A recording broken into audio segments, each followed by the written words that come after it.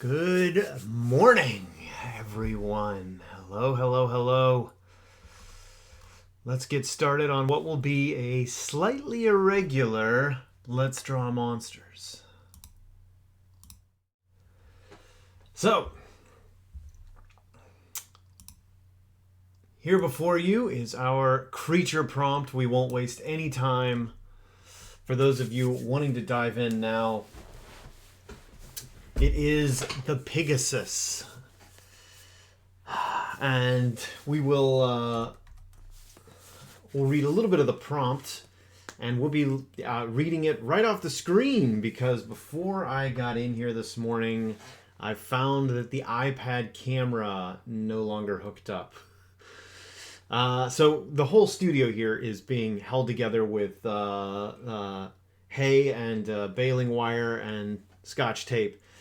And so it could all come down at any moment. The whole thing could collapse. These aren't even bookshelves behind me. It's a green screen. What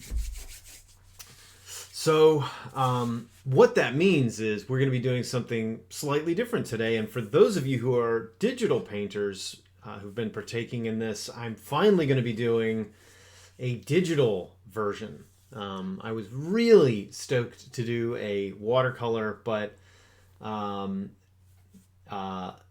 life has taken us in a different direction, and we're going to make the absolute best of it. So we're going to actually try and do color here today, which we don't usually get to in our Let's Draw Monsters challenges. I would love it if in the two and a half hours that we've got, we could actually get not just a digital drawing, but hopefully, a good ways into a bit of a digital color. I'd like that. I don't know if we'll be able to or not, but I'm going to try. So, Clayton Creates, Adriano, Annie Noodle, thank you so much for the sub. Welcome. 19 months. Excited to see everyone again. Welcome, everyone. Lynn Larson, Wizard Powers. Wizard, good to see you. Well-worn Nib. Chris Felt, C Cars. Maria Jinze, hope I got that name right. Bard the Zombie, hello. And Nate Stout, great having all of you here in the chat early.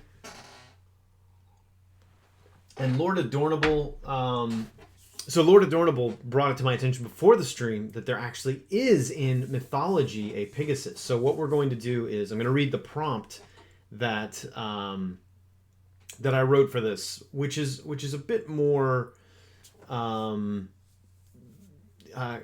country, northern and country feeling, and old world. It has more old world vibes. And whereas Chrysaor, I don't know if I have that name right, is Greek mythology. So depending on where you want to go with this, you can go either direction with this one. So let's read the prompts, the two prompts actually. So the first is, by all the laws of science, the Pigasus should not be able to fly. It is a heavy and cumbersome creature, much like a common hog in almost every way, in size, shape, diet, disposition, except for the fact that it reportedly has a pair of wings upon its back. These wings are not large, perhaps the size of those found on a duck, and do not appear to be able to lift such a creature. And yet, as impossible as it seems for these peculiar wings to carry a beast of such proportions, there are many recorded instances by reputable sources of the creatures being borne aloft and being seen flying over forests and fields. It is thought by some of the more eccentrically minded that there is some magical agent that allows them flight, as in many of these accounts it is said there are often small beings riding upon them, most commonly gnomes. Others dismiss these magical claims out of hand and suggest that it is the natural byproduct of something in their diet that allows them flight, or perhaps that the wings themselves are made with some hitherto unknown form of anatomical construction. Whatever the case, it seems impossible that they should fly. So many of you will see what's going on here. And then let's read the Greek version. So Chrysaor was a son of the Gorgon Medusa, who, together with his twin brother Pigasus, was born from the bloody neck stump of his beheaded mother. Usually described as a giant, but at times envisaged as a winged boar, as seen on the vase painting there. I guess seen on the vase painting there. somewhere in here. And his name actually means golden blade, which could be a reference to the sword, tusks, or as in the case of Demeter's title Chrysoros, a reference to the golden blades of wheat. So anyway, you've got a Gorgon-born winged boar, which could be fun. So if you wanted to go with something a little more Greek.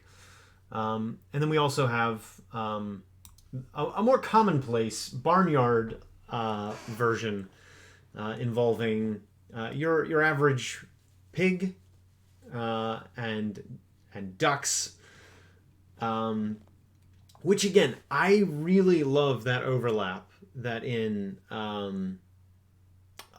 a lot of sort of illuminated manuscript drawings and early paintings of monsters and beasts and creatures, particularly those out of Northern Europe, they wouldn't have had access to literally any of the creatures that were being described or anything even like them, coming from sort of descriptions from Roman texts and Greek texts and texts of people who had traveled down into the African continent and into Asia. And so they had to make do with what they had, and what they often had was barnyard animals, domesticated creatures. And so, a lot of their creatures, their monsters, their mythical beasts, and even real beasts, but that they had never seen, were often built up of creatures they were more familiar with. So I always love doing that, and I like that we've got a bit of this kind of mashup right now.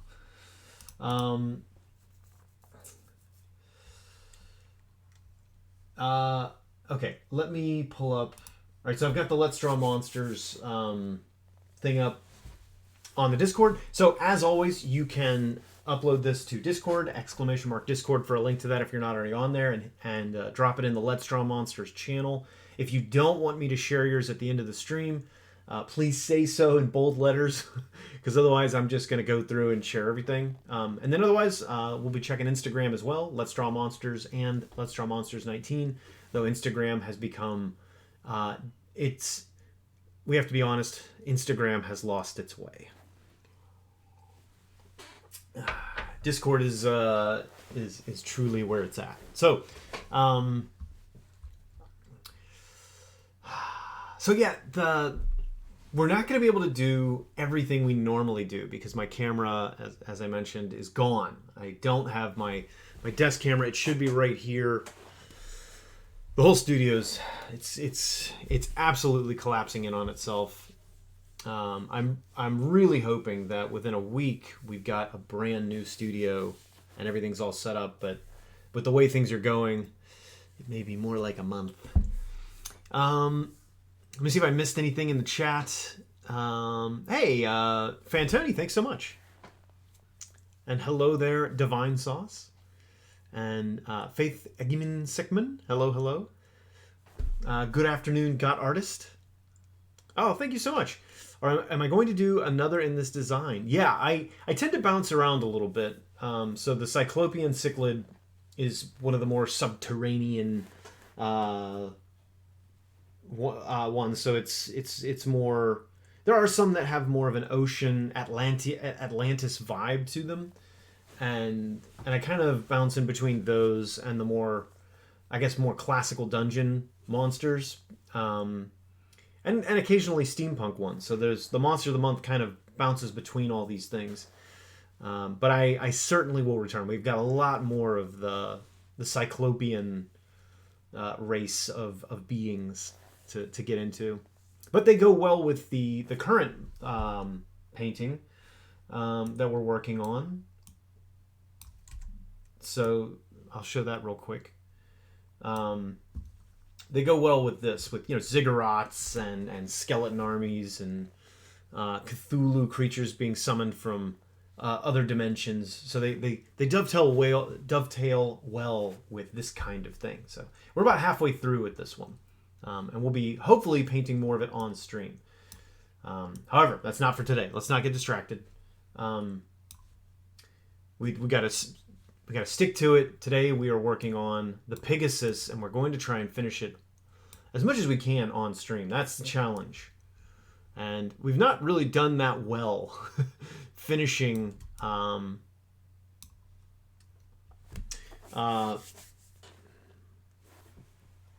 finishing our like full color ones on stream unless we do it after the stream. It's real tricky to do.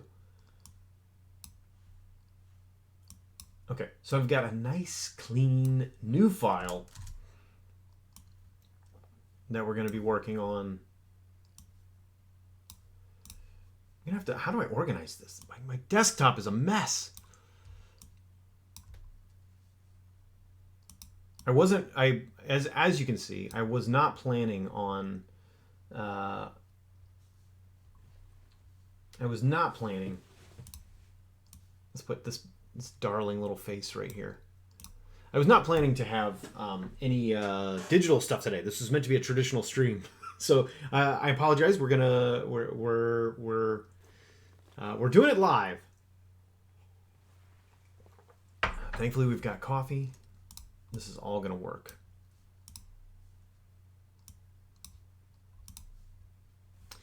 Okay, that's a great little face.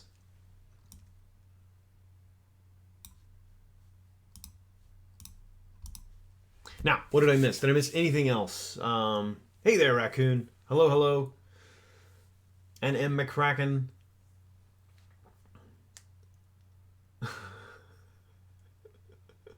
I see what you did there, Clayton. Bye-bye. Hey there, Dorothy. Just drag everything to the trash can. Yeah, pro streamer, that's right. Hey, Meg. Glad you could be here. All right, so let's get some sketchy brushes. I've got a pile of them. This is from the Cave Gypsum set. We'll use this one. It's the Gypsum pencil. Still, I think one of the better sets I've ever made. All right, let's do, as always, we're starting out with sketches. Now, I don't know how much reference I'm going to dive into today. Normally, I do a lot of reference hunting. But first, or studies from reference. We may do a study or two. But first things first, let's just do some sketches of pigs flying.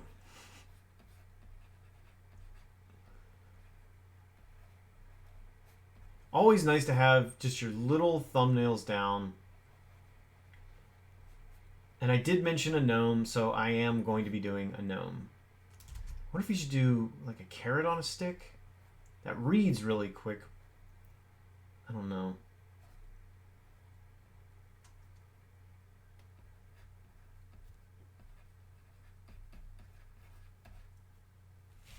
We could do that. Let's try a slightly different angle.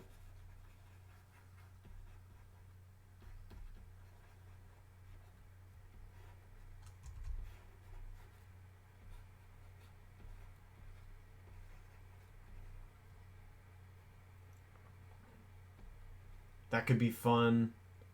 I wonder if I also give a stick and it's like a mushroom. The problem is that I like the idea that he's chasing mushrooms. He's truffle hunting and everything. Except that truffles are the weirdest looking little blobs. They're not like classic mushrooms. Pale on a stick. Hey, Emerald Dragon gifting us a tier 1 sub to Dorothy. Oh my goodness, 21 gifted subs. Emerald Dragon, you legend. Hey, Skeletortus, love that name. Gonna try this one today. Awesome, awesome. Yeah, okay, all right, Clayton. It's like, hey, wait a minute, that's my face. Pale on a stick. All right, so we can do pale on a stick. We can do carrot. We can do mushroom. Carrot seems to read the best, but mushroom might be the most fun. So we'll just keep trying. We're gonna do one more little thumbnail. Maybe of it sitting, like not in flight. Because I think another funny take on it would be an angry gnome.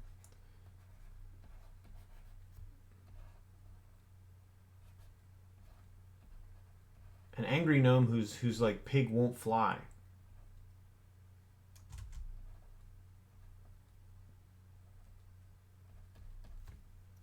But I think that like maybe he's got the carrot. Maybe the pig has the carrot in his mouth already. I don't know. I feel like it would take too much to really explain that one.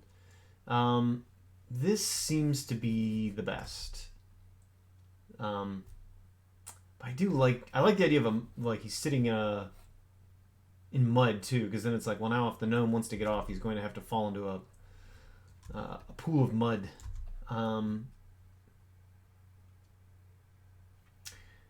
This one would have a little more humor. I feel like this one captures what I was after the most. And this one, I just feel like I've seen that image before. I don't know about you, buddy. All right, let's move these over and let's do a bigger version of this one here, our main one. This is the nice thing about working with digital, is it's just so fast to do any of these, this kind of moving around. Oh, actually, let's keep a small one over here, so we can keep our sketches.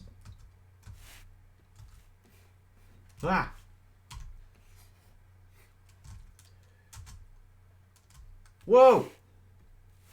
My keyboard shortcuts are falling apart. Honestly, chat, the whole stream could just go down in flames at any second. Alright.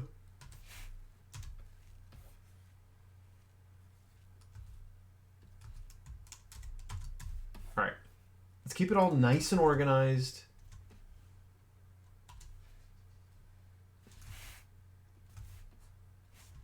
Alright, this is probably a little bit big. Angle it up just a bit. What if this... I just keep going back and forth. What if it either would need to be a very small carrot, I think, or a mushroom. I don't know, chat. What do you think? Mushroom? Even though I'm not going to draw a truffle or like a weird carrot. Carrot on a stick. That's so Minecraft for a pig.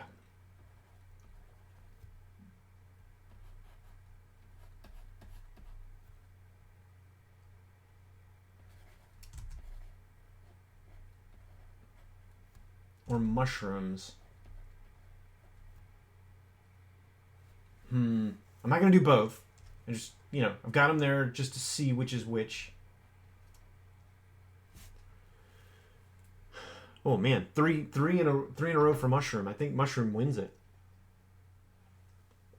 All right, yeah, we'll try mushroom then.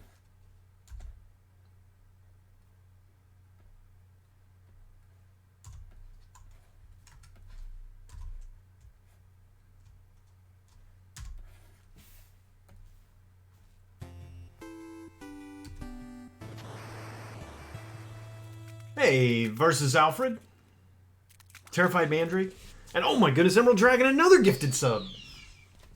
Congratulations, Lord Adornable, on your commercial-free viewing experience brought to you by Emerald Dragon.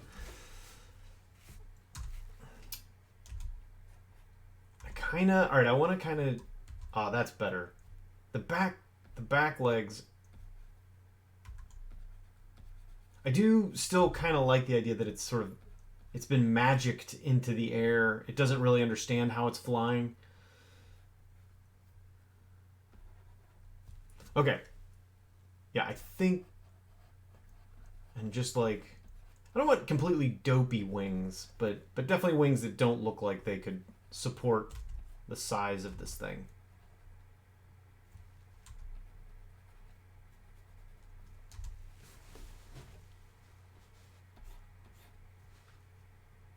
All right, now that we've got this, let's mirror it.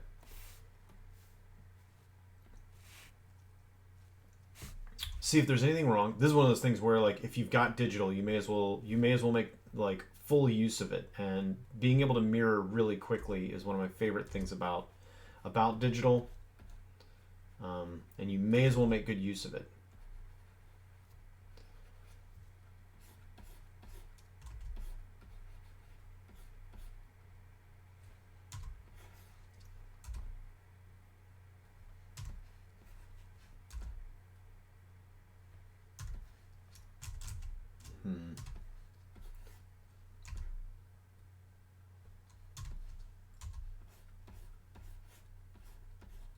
There we go.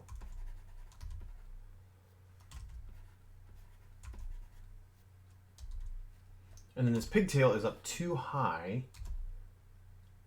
Maybe there.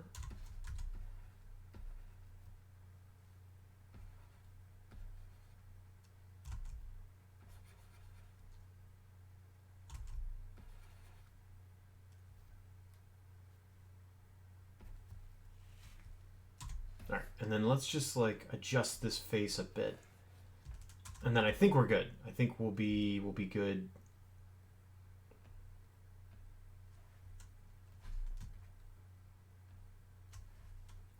I'm certainly going to be redrawing the face a lot.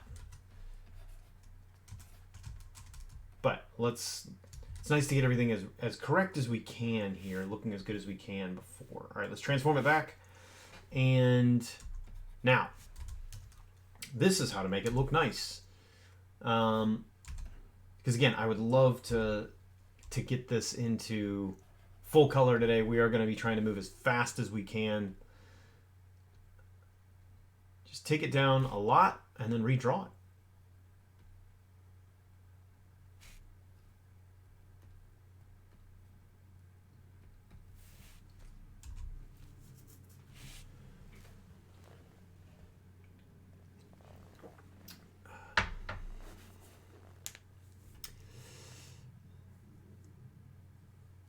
Oh my goodness, I've missed so much of chat. Oh whoa, I missed a lot. Lord Adornable, pronounce it correctly. What? How do I pronounce it? Give me a phonetic pronunciation somewhere. A goose strapped around a pig.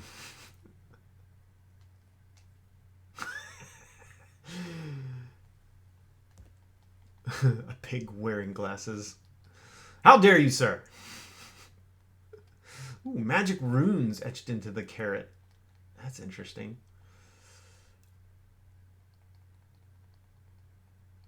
Pro.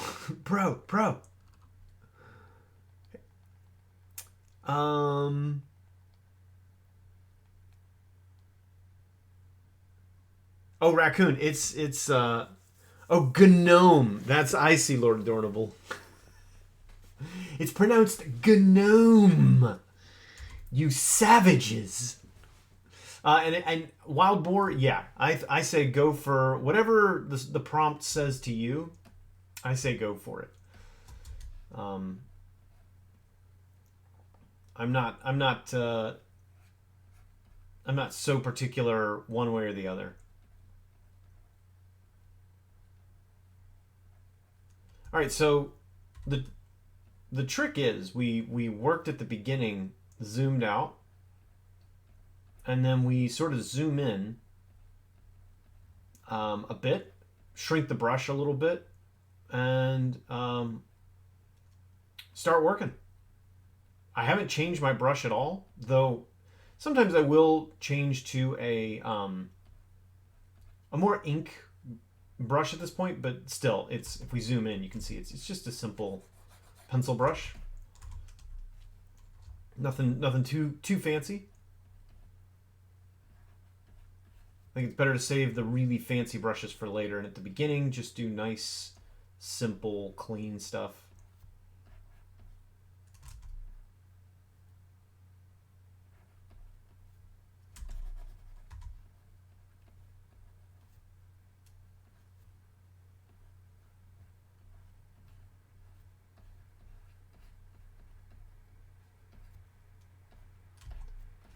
And so we've got a nice little gnome with a beard here. We may change things on him as we go forward, but for now that's nice. This will generally do what we need to do for placing our character, and I will probably shrink him. Actually, let's do that now. I tend to draw larger than I ought to when doing this stage, and then I'm constantly shrinking everything. I'm being a little more careful right now than I normally would be, because normally, like for instance when I'm doing client work or setting up bigger illustrations, I know that I'm going to be doing this part in traditional pencil. I just tend to prefer traditional pencil for this. There's a couple tricks I can do with traditional pencil that I just don't enjoy doing digitally. There's a lot of other things I do enjoy doing digitally, but for instance, using the edge of the pencil for shading, or using a much sharper pencil after a darker and sharper pencil later after having put down sort of soft, lighter lines early on. There's just things I enjoy about traditional that I don't get out of digital when drawing. And there's also, the tactile experience of just like pencil on paper that feels nice, and the idea that you've got a physical object left over from the experience, which I like. And there's also the thing that I'm probably going to be painting digitally, so it's nice to mix it up and have, a different workflow for a part of the illustration experience. So you're not always just hunched over a computer or hunched over a desk. You get to mix it up. I like that. I like that variety of work.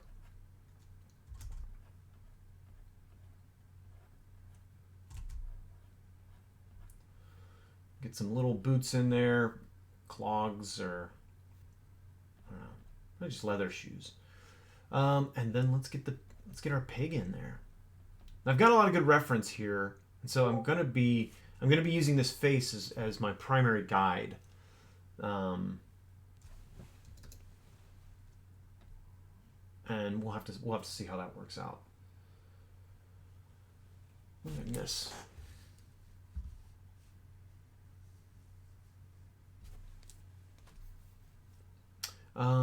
Eyes. Oh, this is gonna be tough. Oh, actually, that was it.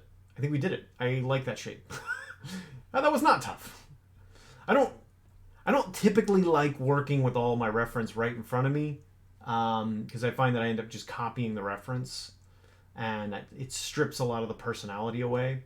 But by having a little thumbnail that I'm working over, if you do your thumbnail first and you still have this reference next to you, which I still consider, for me, it's a little bit cheaty, but if I still have my thumbnail, then I am kind of forced to stick to my original design a little bit. And I do feel like that helps.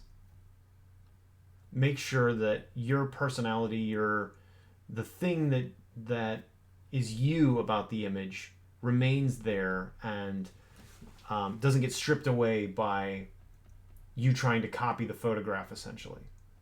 Which in the end just, makes you a bit redundant with the camera. You may not be adding that much to your idea, and you may not actually be communicating what's actually in your imagination that effectively, because you're kind of relying on the camera to do a lot of the heavy lifting there, and that may take away. Oh, I like the idea of having one of these little tusks. I don't know if... Yeah, there's... Ooh, that's a good one.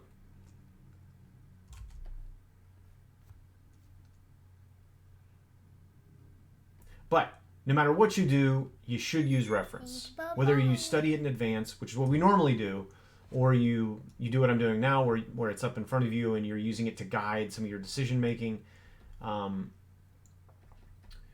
Reference is one of those things that separates professionals from amateurs.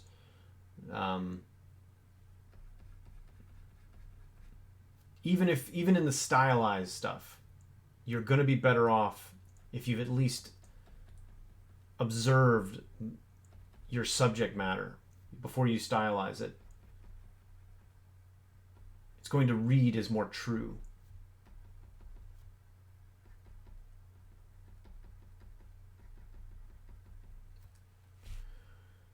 All right. Ooh, the little feet. I don't think I have any reference of feet. What was I thinking? We got these here. I think I'm just going to go with what I had. I feel like this was a pretty good gesture.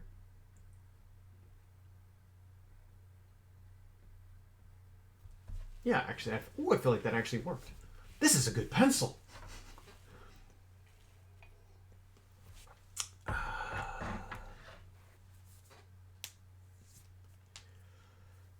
Oh, Jean Baptiste.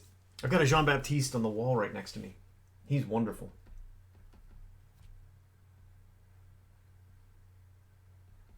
We got to meet him at Spectrum. It was like 3 years ago now.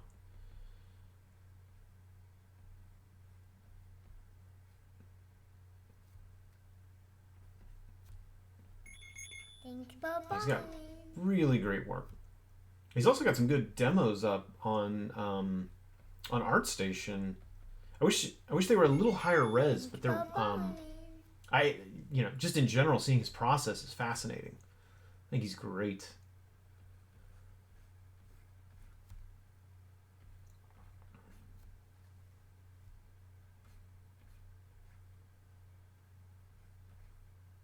I haven't heard from him in a while. What is he up to? What projects is he working on, I wonder? I know he was doing something with a game studio at some point, and then I kind of never heard anything after that. He had the pandemic, and I know he was in Canada there for quite a while. But yeah, I hope he's back doing the stuff he loves.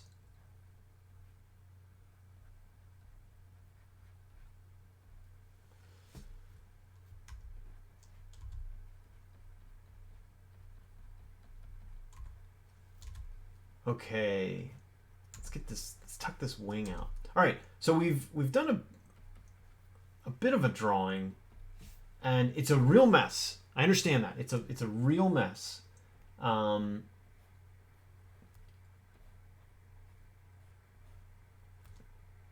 we're gonna fix that all in just a second. It's gonna look a lot better in just a second. Let's get this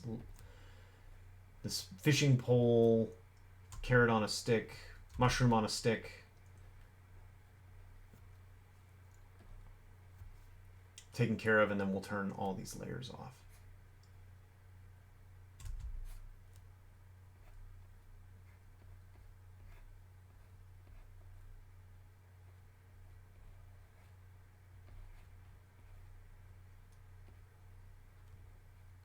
Just get some nice mushrooms in there.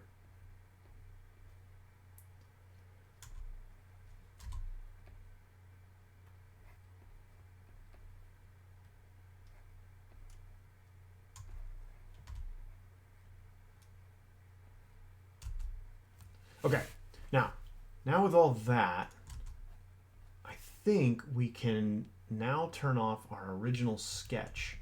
And what we're left with is a fairly clean drawing, a nice place to start from.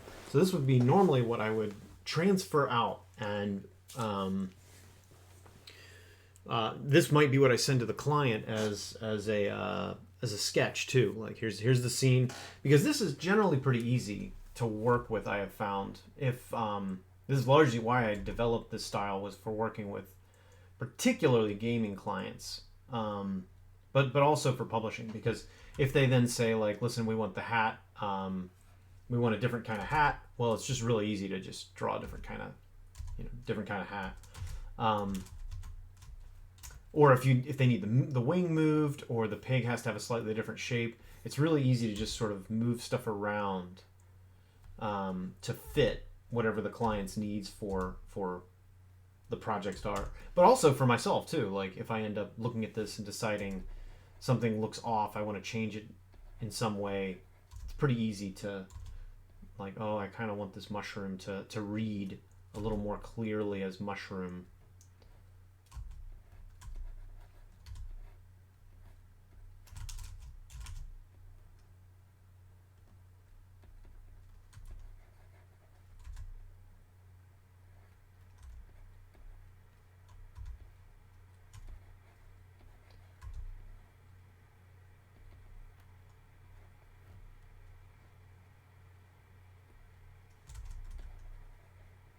Yeah, you can just sort of rework it as much as you need.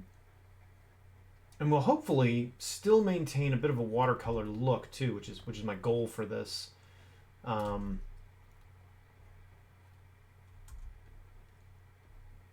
By doing essentially the same process. It's something that's always been amazing to me about, I guess, art in general, is that process often determines the look of a thing as much or more than medium.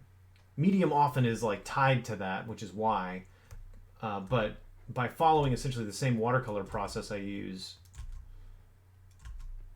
I think we can get that same kind of look.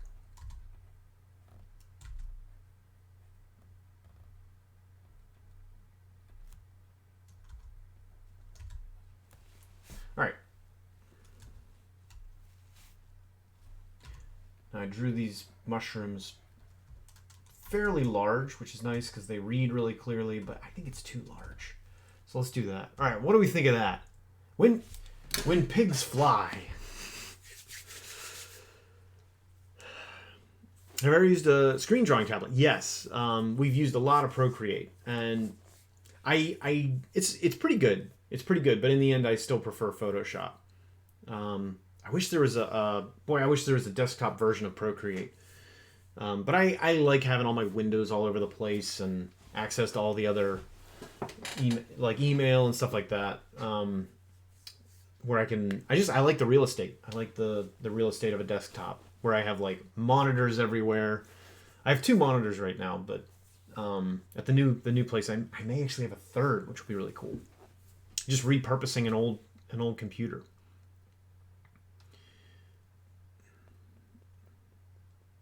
Hey, Pigasus. Hope you're doing well. Yeah, Adriano, that's what I thought I heard that he had some kind of story on his Instagram or something about moving back to France. Well,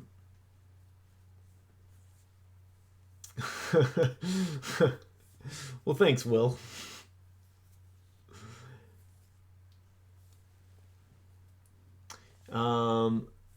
What if you had like a Pigasus and the tusks are like the steering of a Harley Davidson and the gnome is like a biker on a flying hog? I mean, someone needs to do that. I like where you're going with that one. Yeah, Will Kelly. I mean, exactly. Like these people are this guy, this pair here, they're going to make some money. Hey, Issa, hope you're doing well. Issa, I will write you back, by the way. It was a panic this morning to get the stream off the ground. We have a lot going on right now, which is partly why, for anyone joining us late, we're digitally drawing and hopefully painting this today, as opposed to our usual traditional work that we normally do. We had some technical difficulties, pro streamer by the way, and here we are doing a digital painting this morning. But we're gonna make the best of it. So I'm gonna add just like a little bit more sort of pencil work detail here, and then I feel pretty comfortable diving into some watercolor and seeing how far we could take this in a single stream. So it is the challenge, and I'm gonna try and stick to the challenge of 2.5 hours at the most. So let's see how far we can make it today.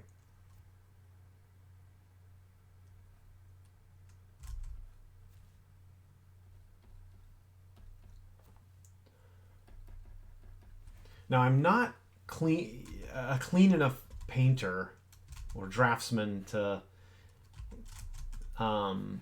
keep my layers separate very well in Photoshop. I really should, because then I could go back and constantly edit these lines to be nicer.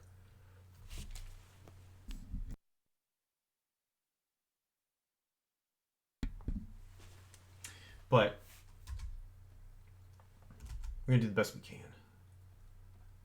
with the mess that I tend to make out of this stuff.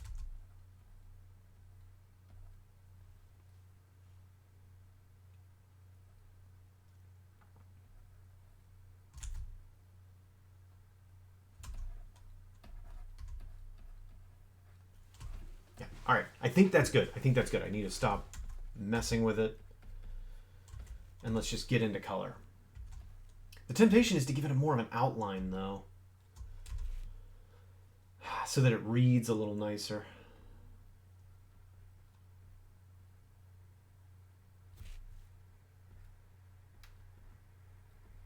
All right, I don't think we. Yeah, I think we will actually. Now that I'm here, I'm sensing that in order for this to read well without us doing much opaque work, I do think I need to be a little more clean and nice with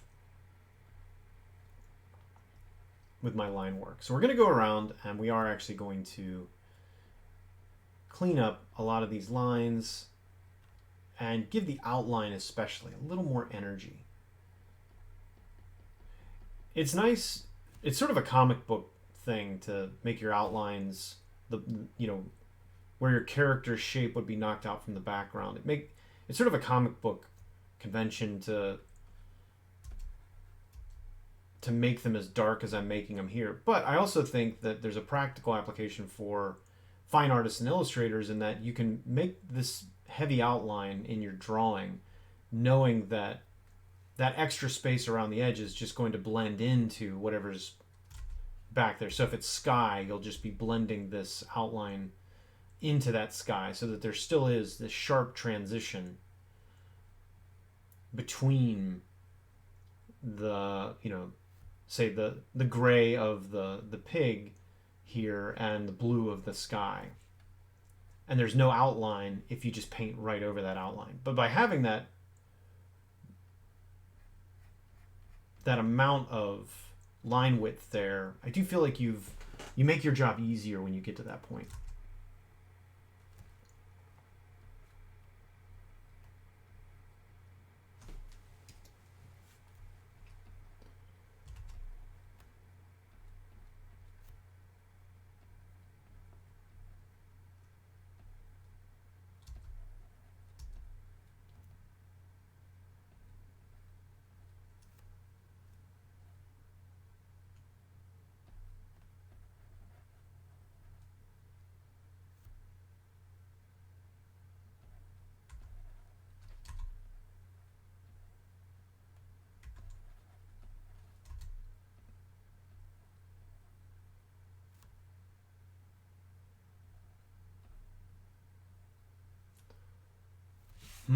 This stick is his little fishing pole is not quite bending in a way that feels natural with this hand. So we're gonna cheat. Thank goodness we're in Photoshop. And tuck his hand in behind this ear, and no one will know. And no one will be the wiser. If that was traditional, it would have probably been a situation where you just have to leave it and then try and make a mental note to yourself to fix it later.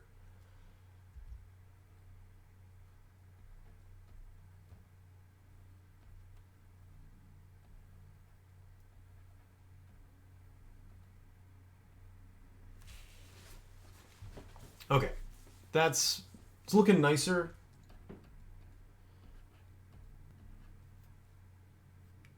We're slowly getting there.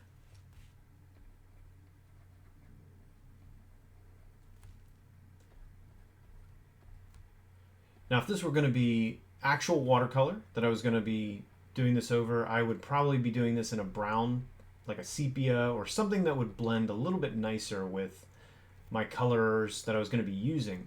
Since it's digital, none of it matters. And I can just add a color layer after we finish getting to wherever we're going to get to with this.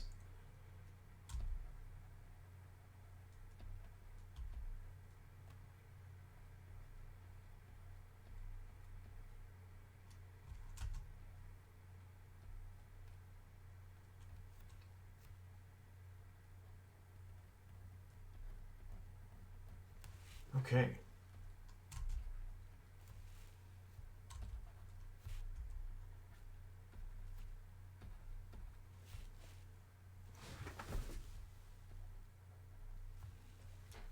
All right, there we go. Let me catch up with chat and then and have more coffee. Yeah, let's dive into color. What are we at? We're 45 minutes in. It's pretty good. Pretty good. That leaves us at least an hour and a half to color. Oh, coffee. Hey, thanks, Fruz. Hope I've got that right. Thank you, thank you. Oh, raccoon, that's awesome. Thanks, Issa. Lord of Tempest. So this brush is from the Cave Gypsum set. I believe it's, yeah, so, I don't know if you can see that. It's the Gypsum Pencil. So the first one in there. And in general, we're going to be using a lot from this one and the Disgruntled Pair today. Ooh, I don't know if we might use the live. Actually, I don't know yet. Likely, it's going to be primarily this one, and we'll be using mostly multiply layers as well because I do want this to have kind of a watercolor vibe. How zoomed in am I? Oh, you guys can't see that. There you go. So I'm at 70% right now. So this would be 100%. And starting to see all the weird little artifacts that I've been ignoring.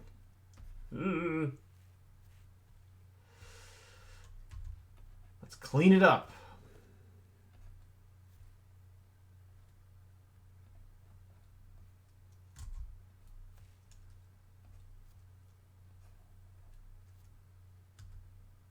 Probably should add some kind of heavy cast shadows to nothing will help your objects read as dimensional like cast shadows.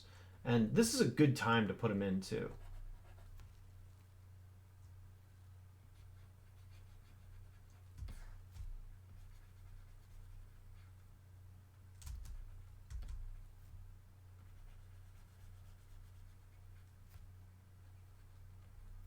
You don't have to do, gigantic, all the heavy shadows, but just suggesting them does go a long way. Giving a sense of like what the light direction is. And right now I kind of have the light direction as that.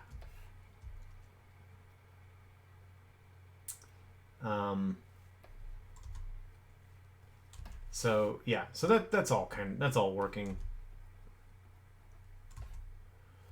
It's all working pretty good. All right. Okay, let me. Did I?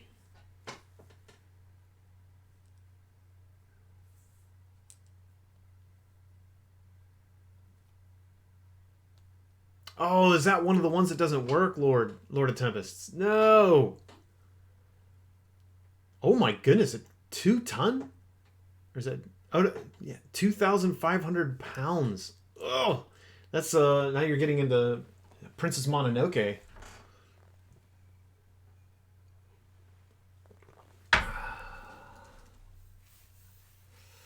The Boar God.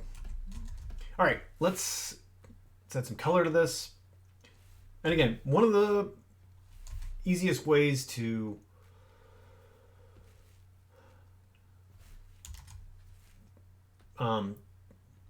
tone a drawing back is just screen, and this is about the level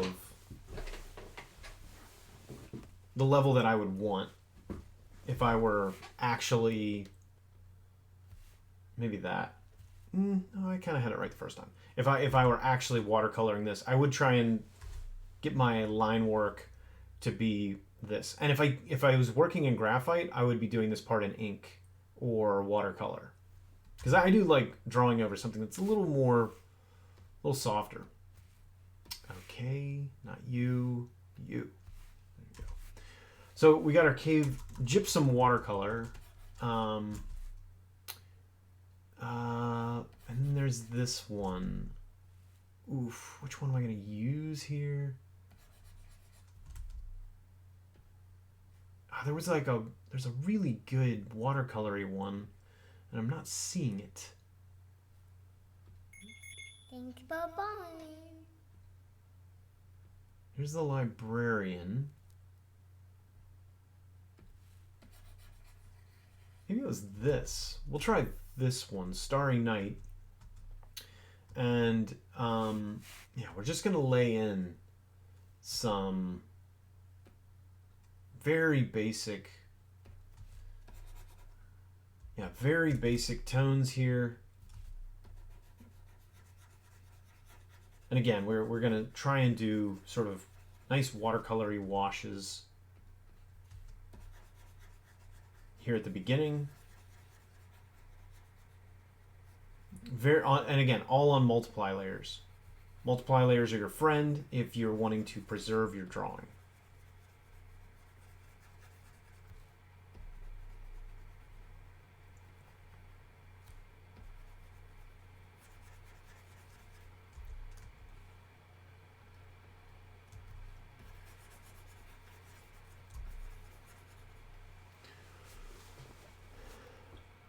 Yeah, so yeah, adding that screen mode, it does. It kind of has like a marker drawing, a little more comic booky.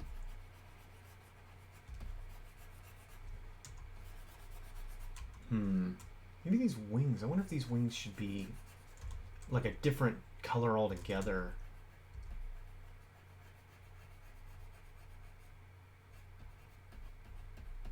I do like the idea that maybe the inside is white. It's kind of fun because again, it is meant to be a bit like mallard wings, duck wings in my as per my original prompt. I'm being pretty cautious with my paintwork here, but not super cautious. Like if it goes outside, it's fine. If it goes outside of the lines, I may go around and erase out places where it goes too far. But I also don't necessarily mind the irregular look. Also, if it's a problem, I can always erase it later.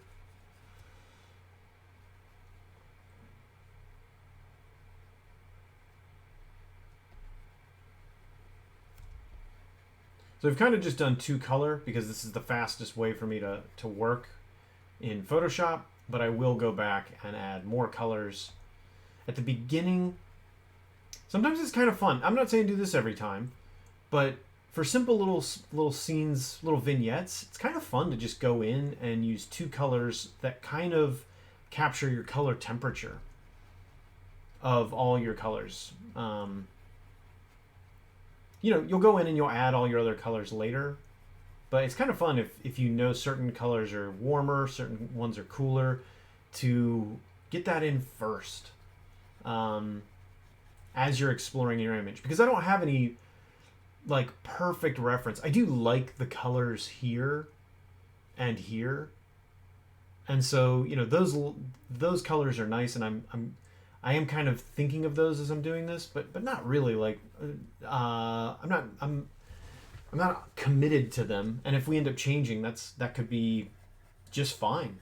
I want the freedom to explore a little bit.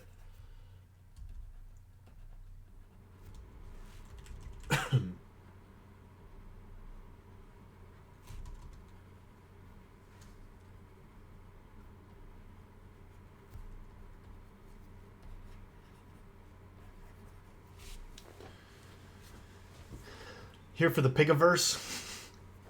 Do you have any suggestions on how to develop better economy of line?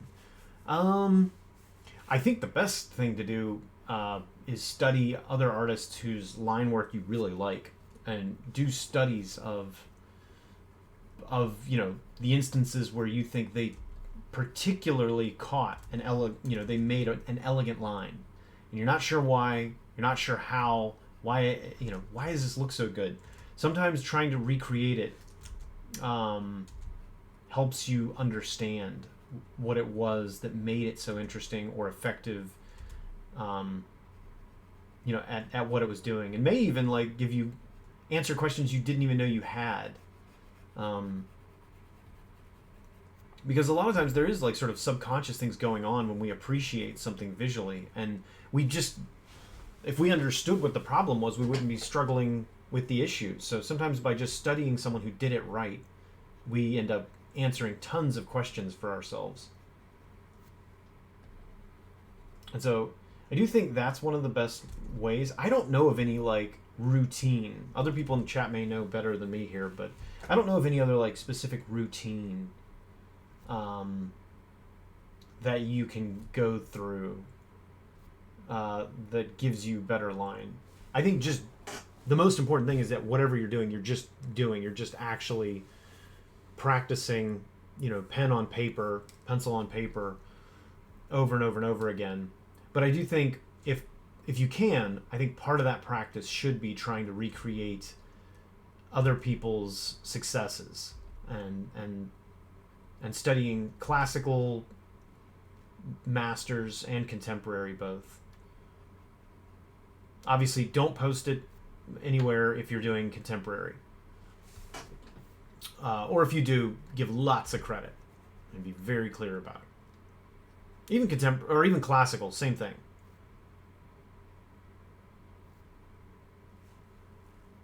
Okay, so there's a nice start, a nice light start. Let's add another multiply layer, and now we're going to add more local colors, and we're going to go classic gnome with this hat. We're not going to beat around the bush. He's a gnome. He's a gnome.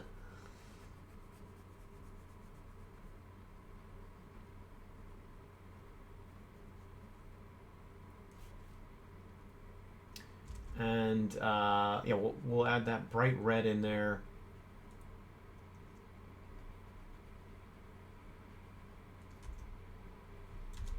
And it goes really well right over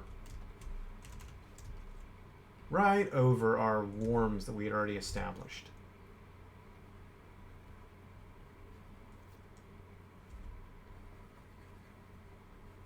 And these are probably poison mushrooms at this point. But he's a magical hog. I mean,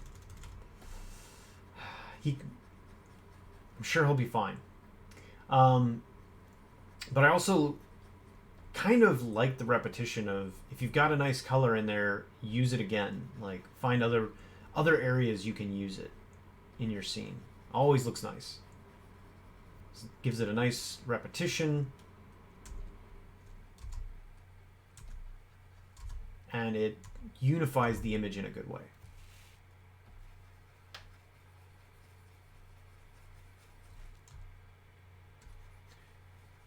And again, we're using the brushes from, this is the Librarian brushes, Starry Night, from that set. Let's see. I still don't know about what I want to do with these wings. Oh, I do like that. Really dark. Well, that's kind of nice. Let's do that.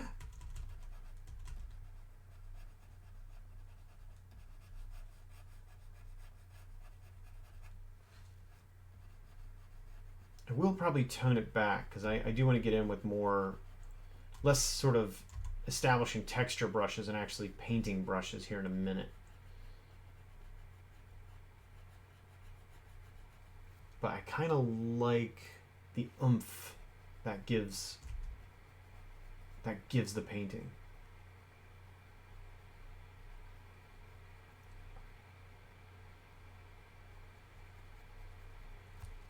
All right, but we will push it back just a bit.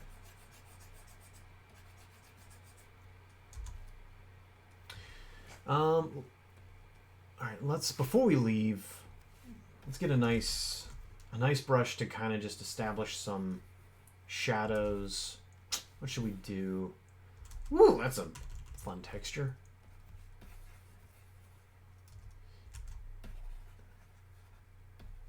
I mean, it's just painting a pot-bellied pig for me. What? I'm done. All right, ship it. Hit the Justin Gerard filter and ship. We're done. That worked out great. Wow.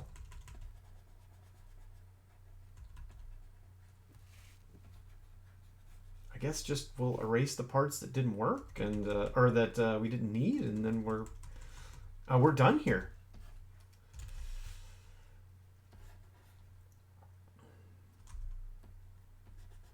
Could add a couple more. I mean, that was perfect. I could even darken it a bit.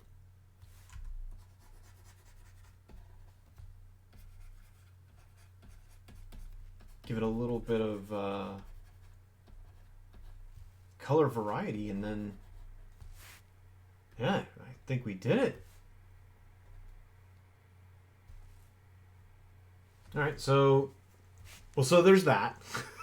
Now let's get in there and start detailing. Oh, actually, let's one more thing. Let's add a bit of actual dimension, which is what I meant to do. Just round the character out a little bit.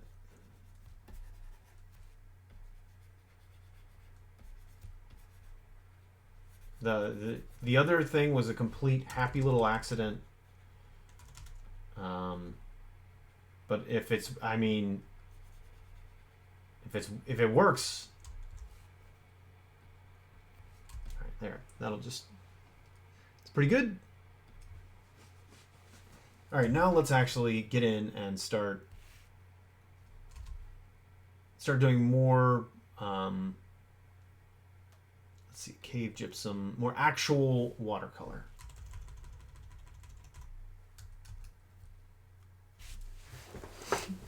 Thanks, Slap a Zombie.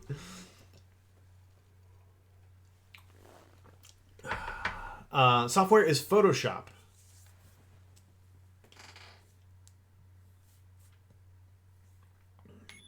Thank you. Bye-bye.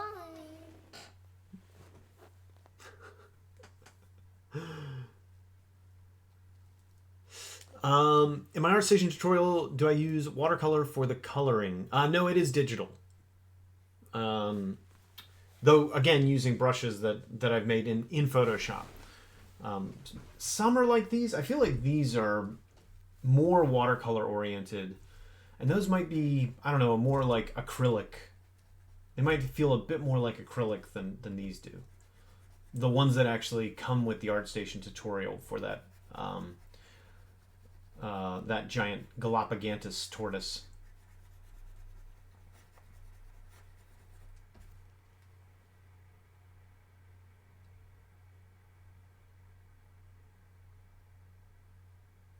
Yeah, yeah, this is, yeah, he definitely, it's the wrong mushrooms, and he's not actually flying.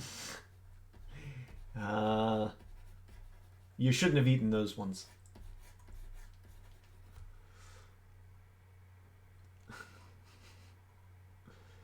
Odd Manu. We don't have. There's no explanation brushes or exclamation mark brushes, but we do have exclamation mark store, and they are available in the store. They're also all available on Patreon. You just have to download them month by month. So exclamation mark Patreon for that. And some of the new ones are only available on Patreon because I have not put up. They've not yet been collected into a set for ArtStation or our website. Also, we do sell them on ArtStation too, if you have an account there and would prefer to buy there. The links to the ArtStation are down below.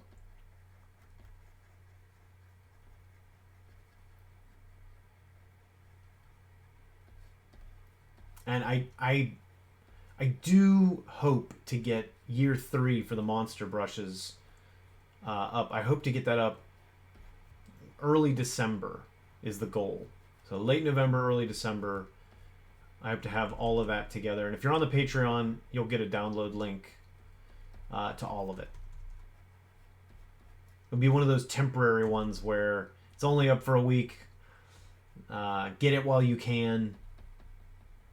So if you've been waiting for the easy mode where you can just download everything all at once, that's coming up.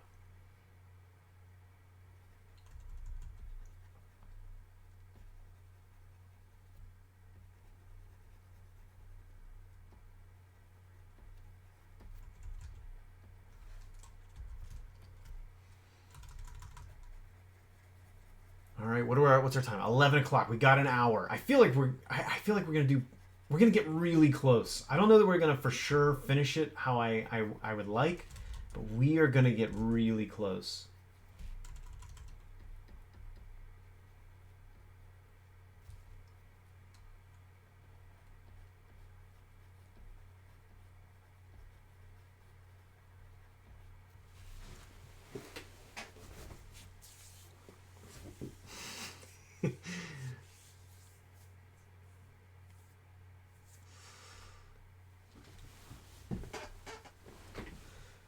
All right.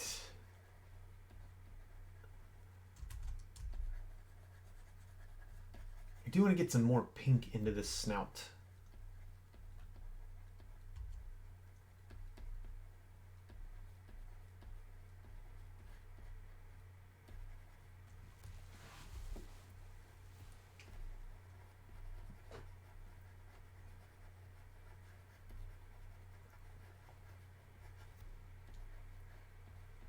Possibly be good.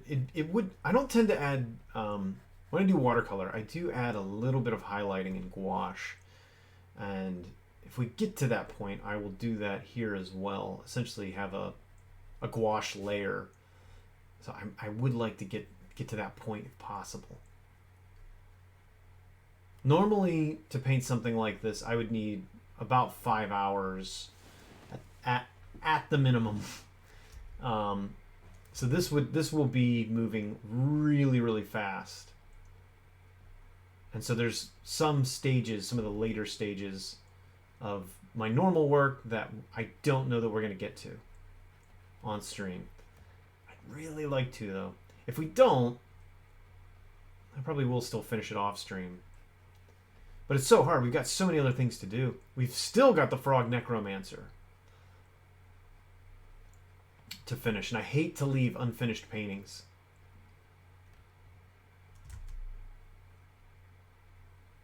It was something that always bothered me early on.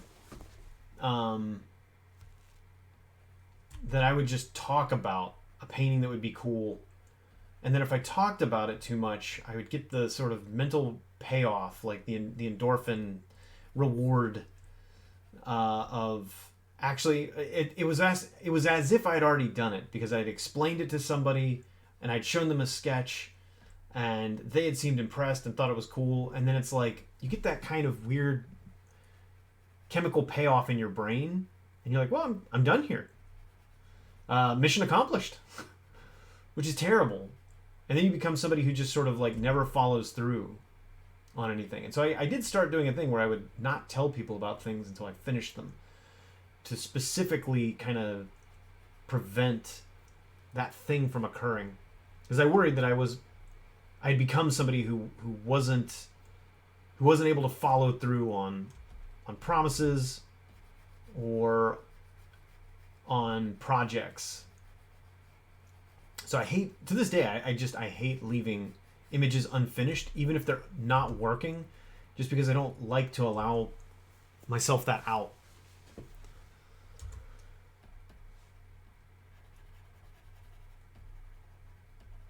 Like, if you commit to it, finish it. You can burn it later if it's bad, but finish it. I feel like it's just a good habit.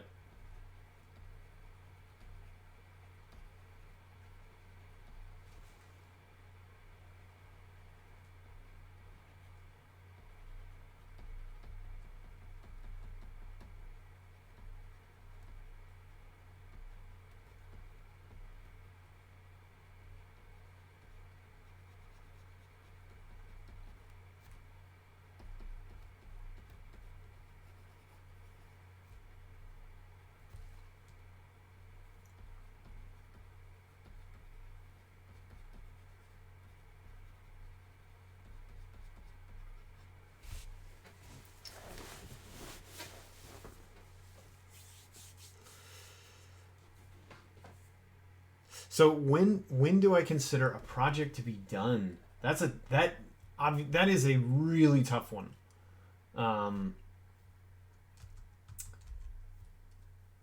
Yeah, that is tough. There are like sort of several late stages in an image that I like to go through. Sort of finishing touches, and I like as a means of knowing when an image of being confident that an image is at a finishing point. I like to save them to the very end, and then it's sort of like, now I know that the image is finished because I did this final adjustment that I do on every image. One of those things is cleaning up the edges. So on this one, there's all kinds of like weird, messy edge issues. And that's one of those things where I save that to the very, very end, because you don't want to have to do it multiple times in the image, right? Better to do it all at the end. And so it's stuff like that where it's either tidying up the image or unifying line widths or values as the image needs it, or zooming in and adding sharp details, some lighting effects, texture effects. They're all things that I tend to save to the very, very end. And I try and make it through all the stages that kind of lead up to it. And usually it's like what you're seeing now, where it's the drawing and then the shadows and then the local color and then the actual painting of the image, that kind of thing, where you're really trying to slowly build up everything, but you're not doing all that other sort of late game stuff. And I think that's, for me, it's a good way of making sure that I don't get ahead of myself.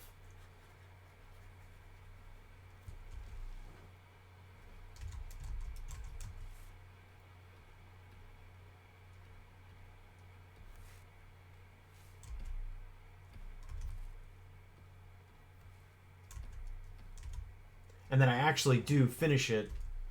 Not only do I finish it, but like that I'm confident in its finished state. I don't have to stress out. But I mean, anyone who's watched for a while knows that I will, at the end of the painting, say, okay, that's done. I need to stop touching it, and then I'll just keep going back and monkeying with it. So I say all that, but everyone who's watched me knows it's all a lie. It's really hard to know when an image is finished, and a lot of it is just like, does it give you that feeling you were after when you thought it up, when you came up with a thumbnail? Is it capturing the ideas, communicating the ideas effectively, or is something still wrong? And the amount of detail that you've added in, like, is kind of just how much do you believe in the image? How much of this is important to share in order for the image to be successful? So those are all those kind of things that are kind of, they're going to be personal to you because it's your message, whatever it is that you're trying to say through your art. And so, only you are going to know if you've done what you set out to do, I guess.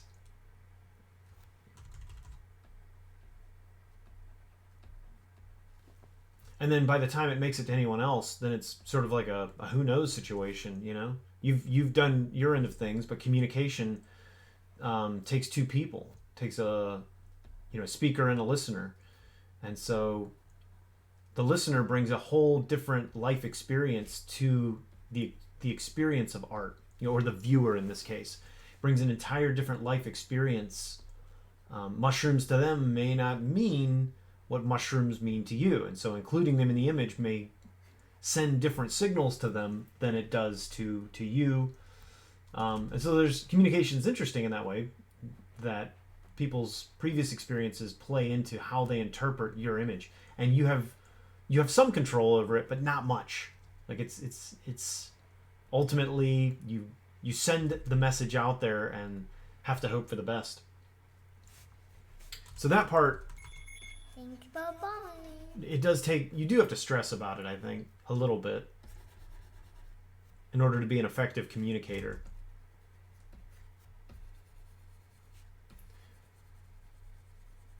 But at the same time, there's only so much you can do. And ultimately, it's going to be you that you should be making this for.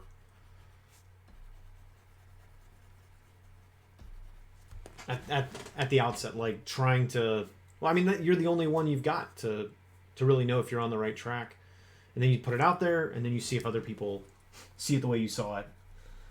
But I know that does make it kind of difficult for, is this finished? Does it get what I want done? And so, that can be something where it is good to have other people, like a close peer group of people whose opinions you trust, to look at your work and tell you, look at your work, know what your goals are for your work. Hopefully they know you well enough to know what is it you're trying to do with your work.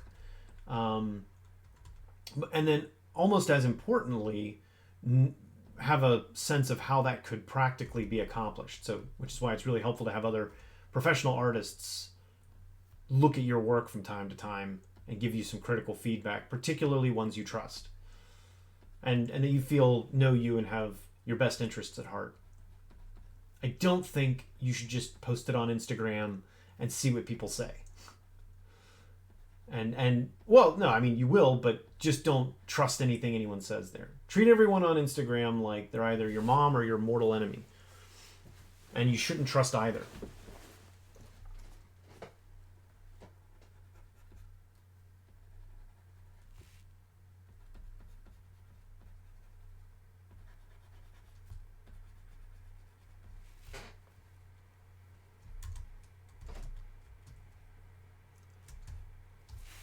Okay, how are we doing? Let's look at this drawing again. And I wonder if I should try and recapture some of it. Maybe just a little bit of it gets lost. Not much, though.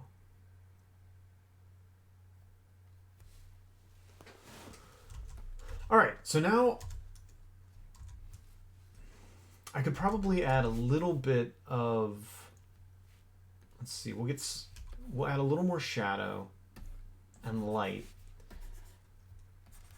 to some of these areas, and then we are going to do, I mean, we got time. I feel like we've got just enough time to maybe get in there and do some opaque work.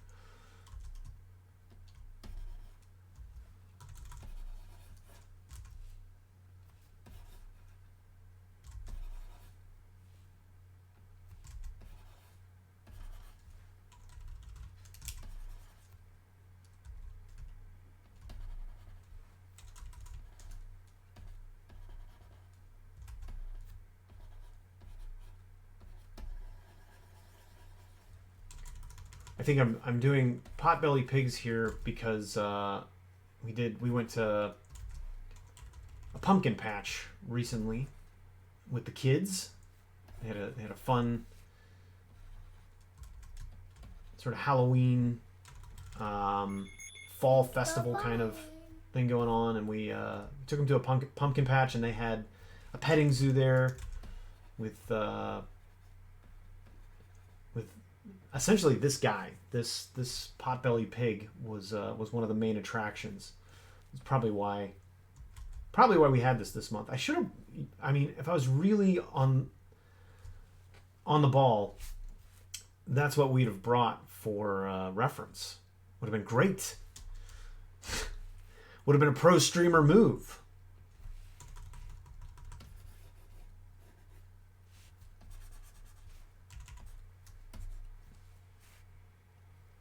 Okay, yeah, now that we've got that in there, let's actually go ahead and see if we can add some highlights. Thank you, bye-bye. Hey, Ferret Fawcett, that's awesome. I love hearing that. Hey, hairline fracture. Yeah, Ferret Fawcett, that's so cool. Hope it worked out for you.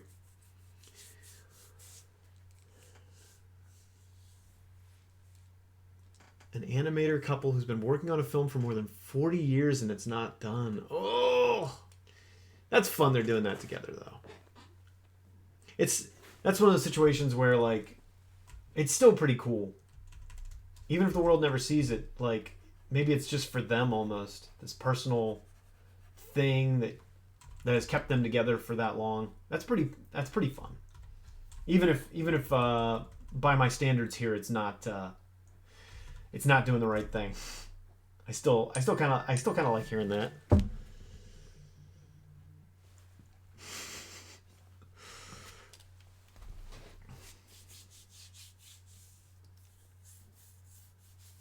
Yeah, slap a zombie. That is that is standard procedure.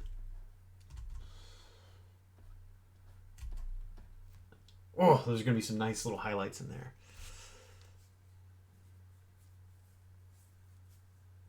Yeah, the never-ending chips. That's right.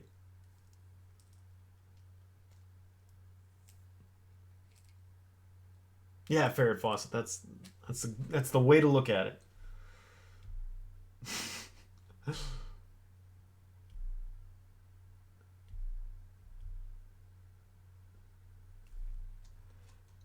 I don't know. I think I'm gonna have hair. In fact, yeah, hairline. Hairline fracture. I think I'm gonna have hair coming out of that. And knowing that I wanted to do hair, it's way easier to paint it opaquely, than it is to paint it sort of inverted in dark. And so I should have been talking about that. But yeah, there's some areas where I know I'm going to be painting tiny little opaque hairs. And that was one of them.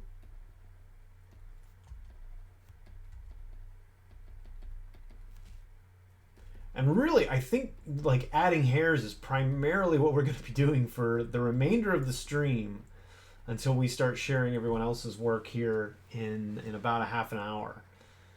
I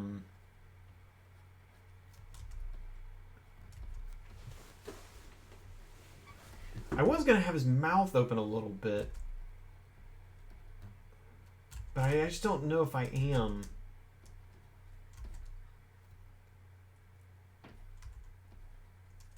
Yeah, I don't know.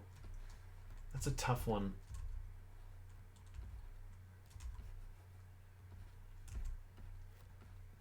I might, because it does. I do think it would read well if his mouth is kind of reaching for the mushrooms, All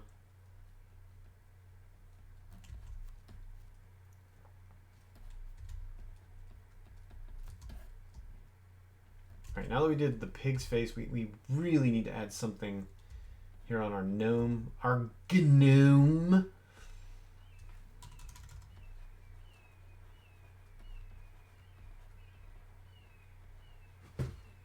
Why do I hear seagulls outside? We're like... There's no sea around here. There's swamps. Get out of here, you filthy tourists. This is my swamp.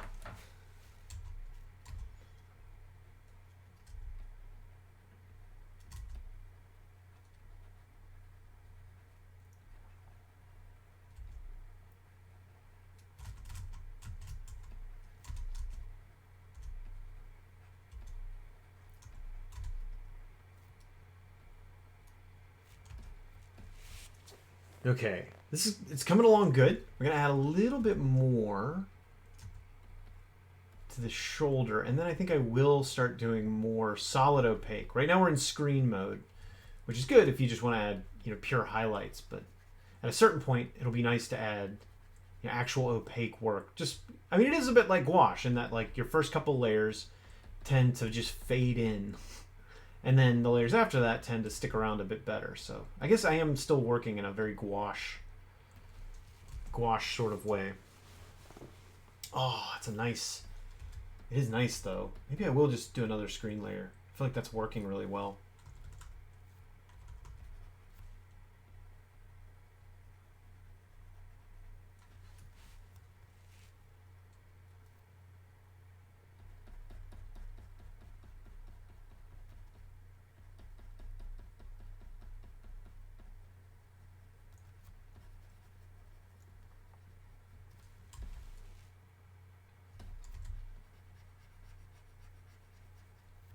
Oh, for those of you on the Discord, I think it was Windot, and I don't know if Windot is here, but somebody asked about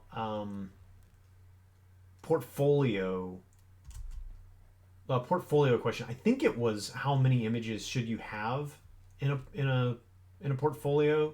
Can somebody confirm that? Is that true? I only read it briefly this morning, and I in a panic while I was getting in here, and I couldn't answer it, but I figured I would answer it on stream.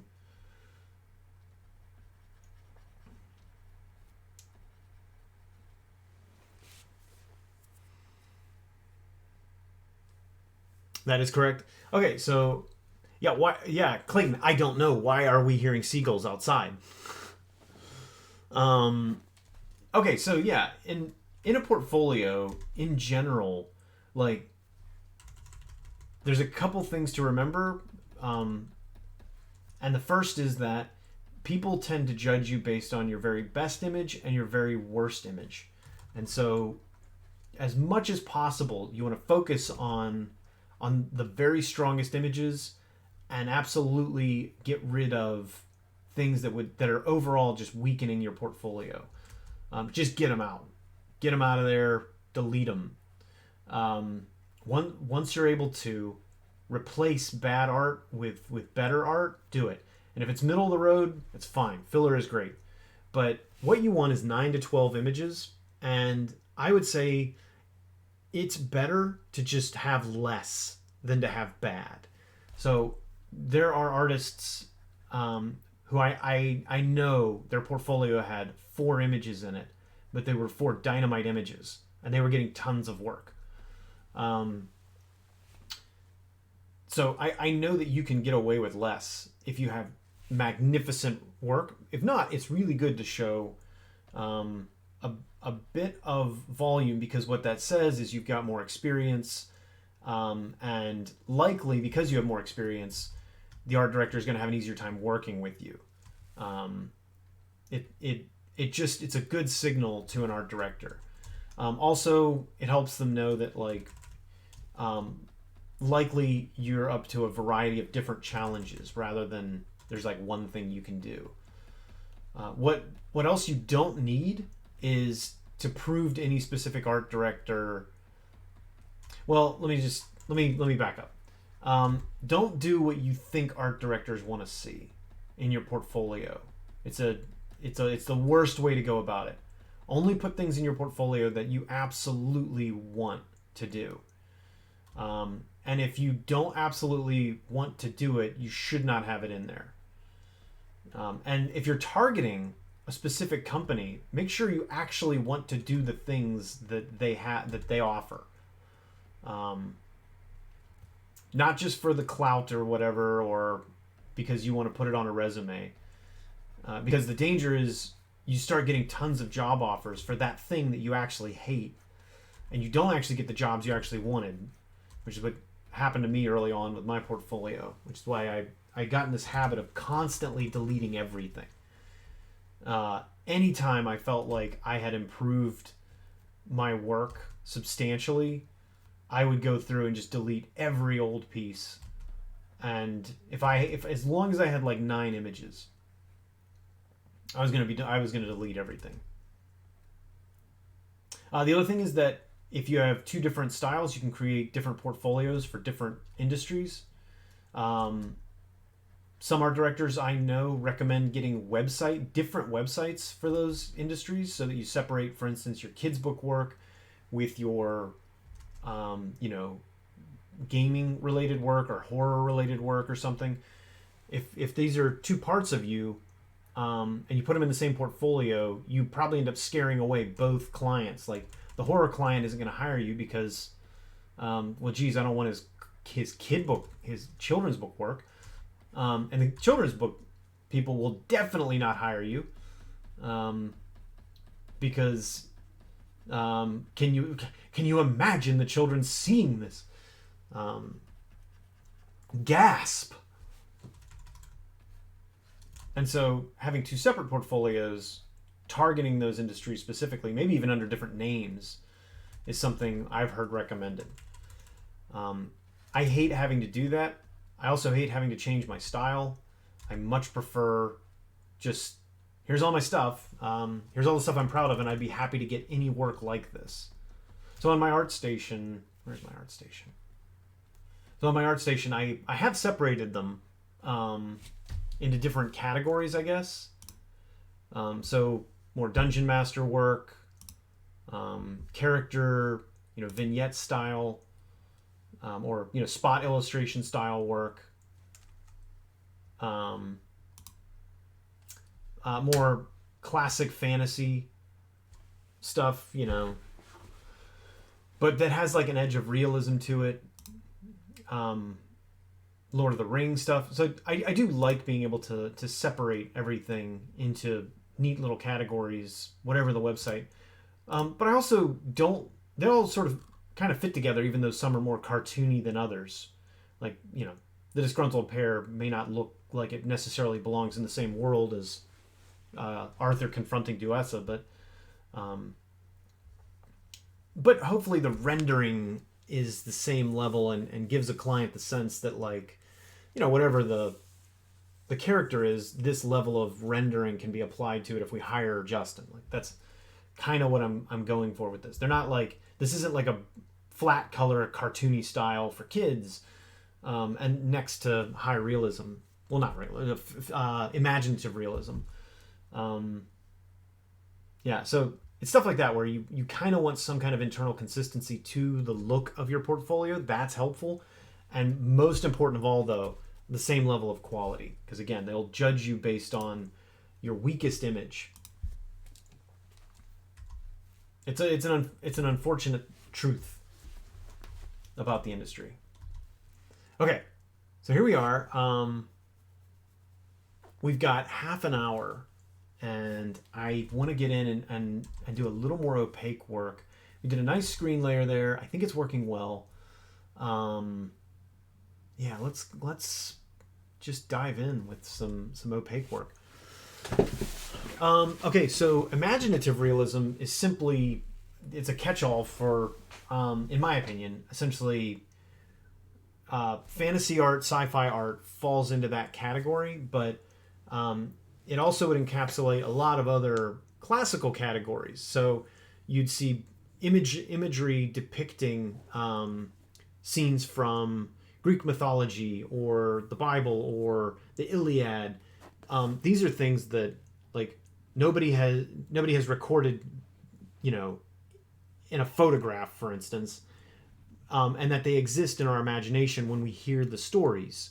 And so we're trying to assemble them, these essentially fantasies, we're trying to assemble them into something that looks real. So we're using the methods of realist painters, not necessarily photorealism, though you could, but realist painting.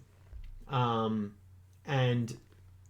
we're not painting from, you know, we're not replicating a tables and chairs photograph necessarily. It's going to be something that doesn't exist in the real world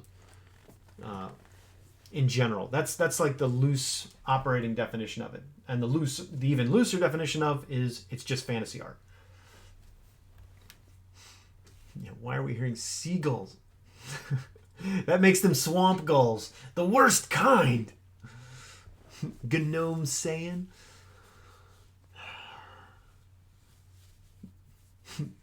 Thanks, Moen.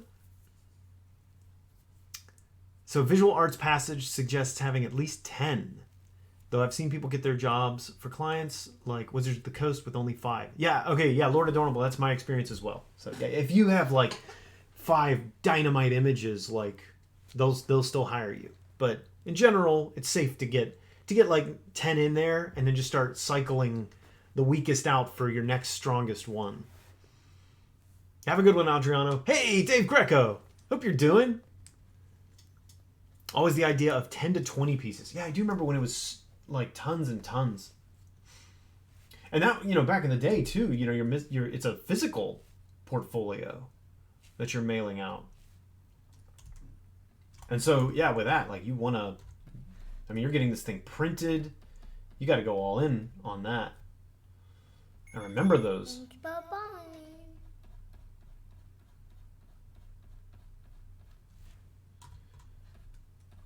So I'm going back to my cave gypsum pencil brush here. And we're going to start adding some of these nice fine hairs. Give it a nice silky coat on this pot-bellied Pigasus. I was going to actually call it the pot-bellied Pigasus. But then that seemed like it would limit people. And so I didn't like, because I wanted people, if they wanted to be able to do boars or warthogs or really just whatever the prompt struck them as. I didn't want them to be limited at all. But anyway, Dave Greco, hope you're doing well. Welcome, welcome.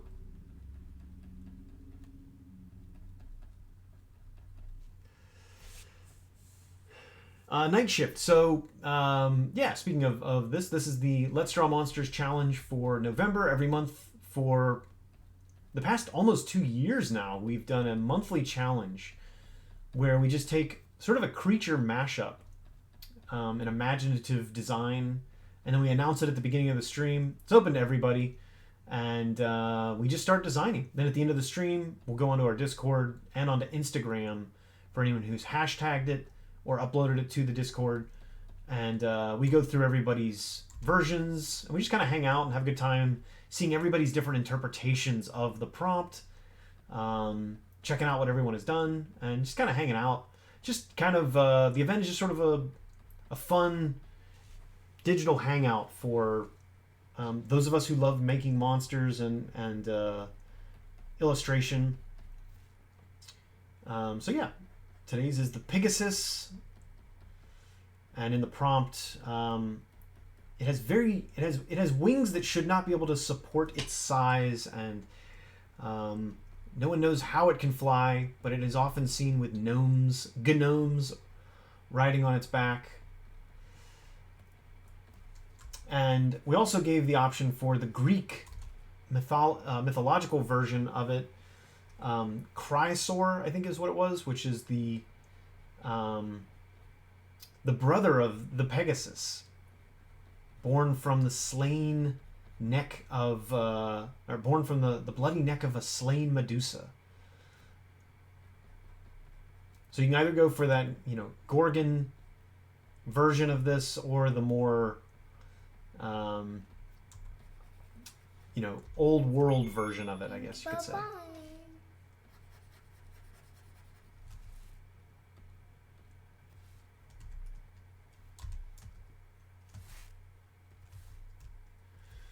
All right, and let's see. I've lost some of this stuff in here, so let's go ahead and add this back in. Oh man, time is ticking.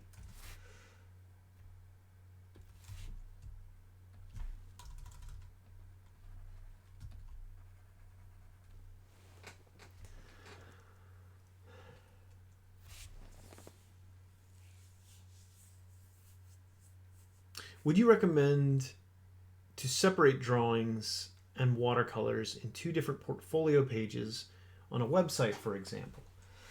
So I think if you are targeting a certain industry, say for instance you want work in publishing that where you want both color cover work and you also want interior spot illustration in an industry where often it is done.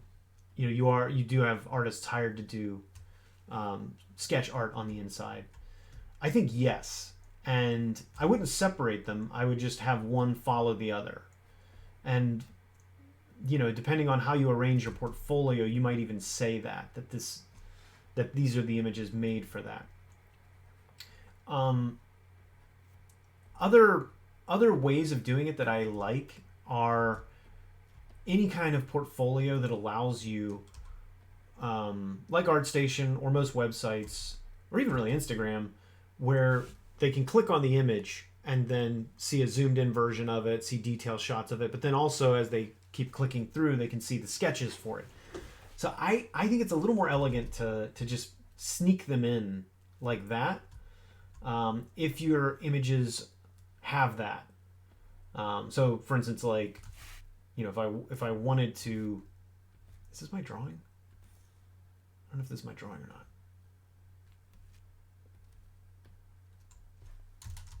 Okay, yeah, that's my drawing. So yeah, if I wanted to share, the drawing for this to let them know, hey, if you only wanted to paint, if you only wanted drawings for the interior, or you only could afford this for your project, I also can do that as well. So this is part of the development stage. Something I've even offered clients is you can pay for the color version whenever. I'll do the black and white version now, and here's how much it'll cost to add color to it, and you can just come back to me next year if you want, whenever. So if you want to do this piecemeal, as for instance, for a Kickstarter, if you aren't sure how much your Kickstarter will make, we can do it like that. I've actually done that quite a bit, and by having that in your portfolio, it gives them a good sense of what value they would get out of that arrangement, which I think is nice.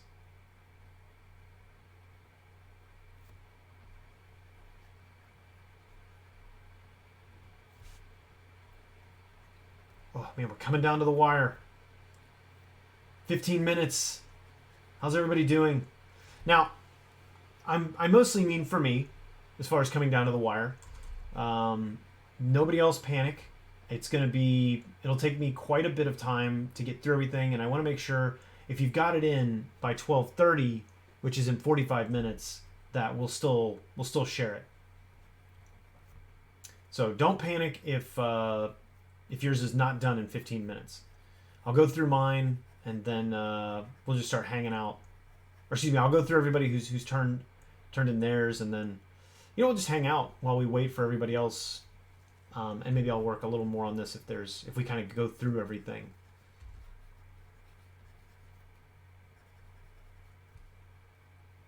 Anyway, yeah. If there's any other questions on portfolios? I know Windot had a couple of them in the Discord, and I did not have a chance to type a response out.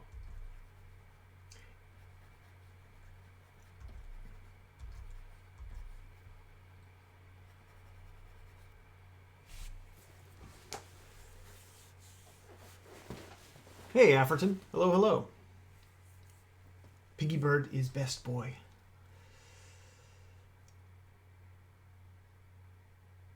Hey, Casillas. Thank you, Baba. Thank you.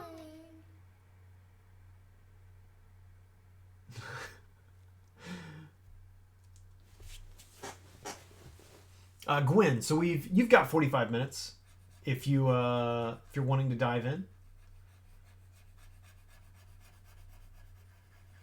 Also, everyone, yours. I should have stressed this at the beginning. No one has to do color. You can do just like the tiniest little thumbnail sketch if you want. There's no pressure on doing anything crazy.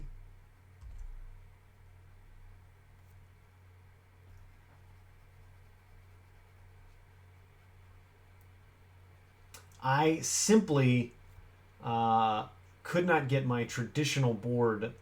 Well, the camera, the iPad for our camera, I could not get it set up today.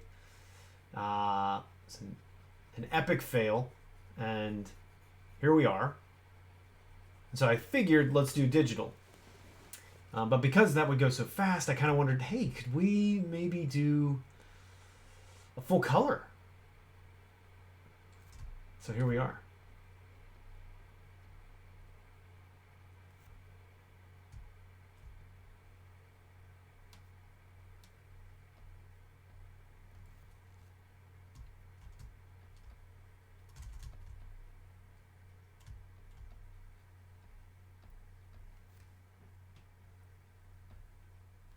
Okay.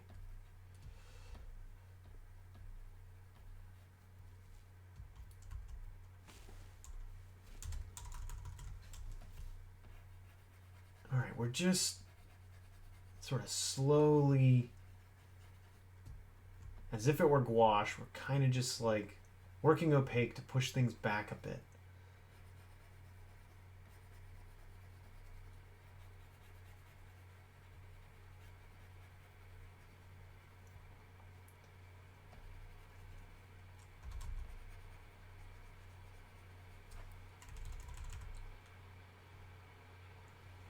Did I also burn my old printed portfolios? I have burned a couple, actually.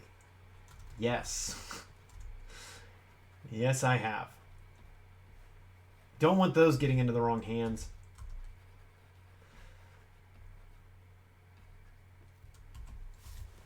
It's just that thing that, you get, as you go along in your career, you become, like seeing old pictures of yourself from high school. You just become embarrassed of the outfits you wore and the way you had your hair, and art can be somewhat similar. Not always. Sometimes you look back and you think, man, I was a genius back then. How did I lose my way? Which happens as well, and is always stressful in a different kind of way. But yeah, in general, there's that feeling of I would rather no one see this, so I'm burning it.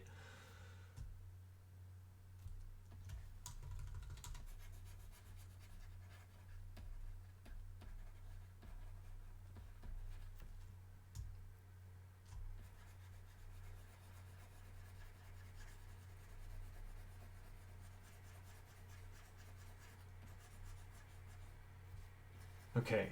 Oh boy, we're coming down to it. Oh, we're almost there.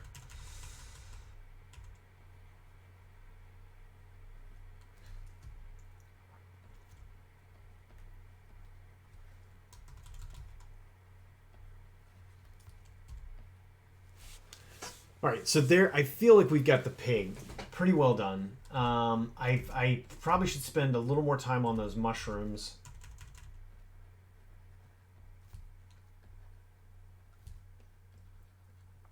But I'm more concerned about the gnome, since it is sort of a human face that's in the scene. You can't screw that up.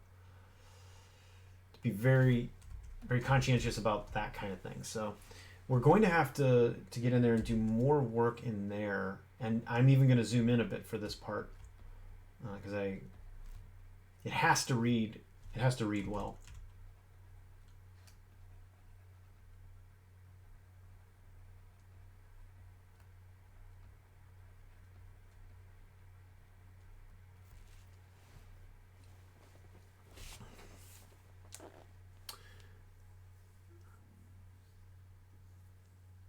Yeah, Gwen, absolutely.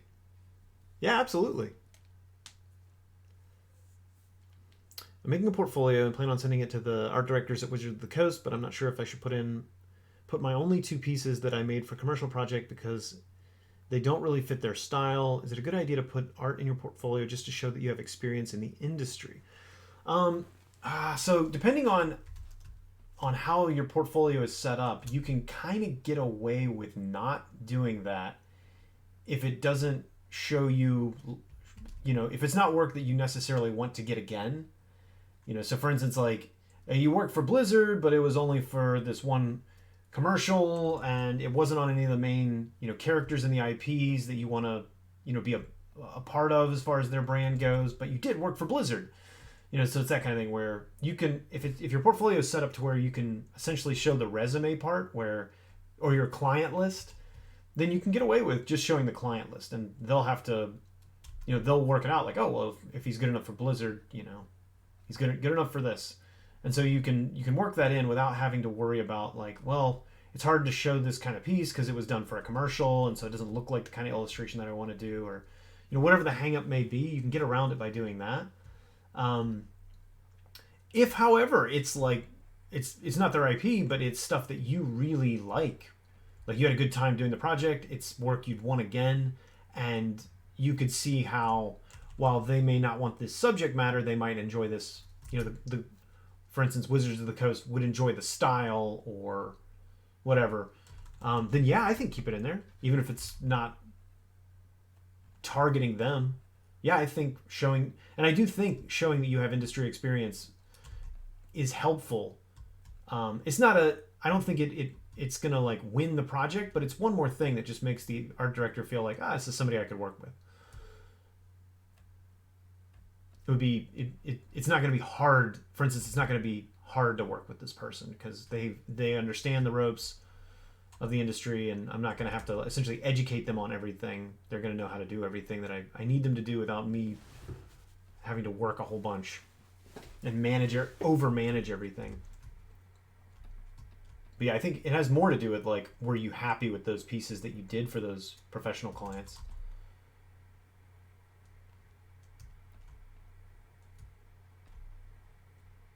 I think it's just a lot more important to have a portfolio that you're happy with all the work in. You just kind of have to think like, take every image in your portfolio and imagine that a client comes along and says, I'm going to hire you to do essentially this one image in your portfolio. I'm going to hire you to do 70 of that in slightly different versions in that exact style in the same format. I'm going to pay you really well, or at least reasonable, but you're going to have to do 70 of them. And just imagine that and make sure that hearing that, makes you happy and not fills you with despair. Because if it fills you with despair, then you should take that out of your portfolio. You don't want anything in your portfolio that you essentially wouldn't want to be heavily commissioned to do. Because what'll happen is, like, you'll get that commission, you'll get 70 of those, and then by the time you're ready to start doing other things, like, someone else is like, oh man, hey, I saw you did this stuff for them, like, why don't you do that for us? I remember Omar telling me he hated drawing skeletons and ghouls and zombies. And I think it was Fantasy Flight. I hope I'm not saying anything I shouldn't say here, but I think it was Fantasy Flight who was like, he did a bunch for him because he had some in his portfolio, and you know, why not? Fantasy people love it. So he had some skeletons and zombie stuff in his portfolio, and then Fantasy Flight hires him for, or maybe it was D&D. It was one of the two, hired him for a bunch of that, and he got done with it, and he's like, I never want to do that again. And they kept coming back to him year after year saying, here's more, here's even more, here's even more. And he was trying to like bury them. He didn't want them in his portfolio. He didn't want people knowing about them. And they just kept giving him more work. And he kept being like, don't you have anything with like anything else? You know, classical monsters, dragons, goblins, trolls. Can't I have anything else? And they're like, no. Don't you understand? You're our zombie guy. We need you for the zombies. You're the only one that we want for zombies. We've got hundreds of them. Where are you going, Omar? Your plate's still full.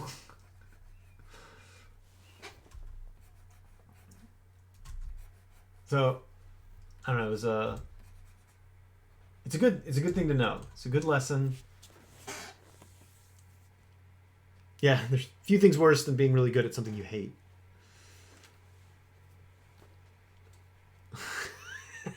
It's Gnome, Gerard.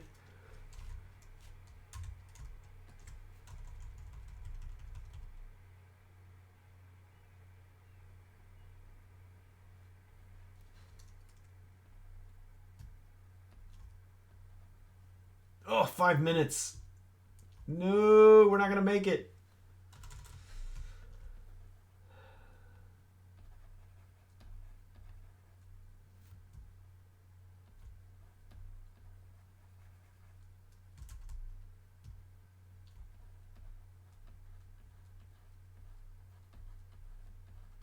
I'm rushing the beard here, and I shouldn't.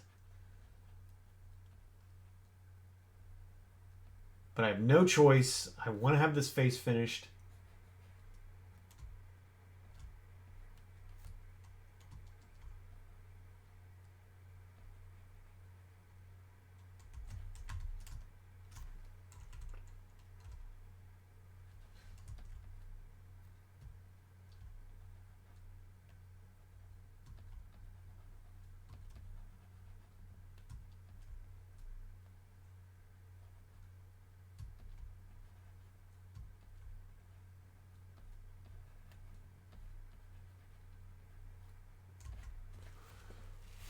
Okay, that's pretty good. We're running out of time.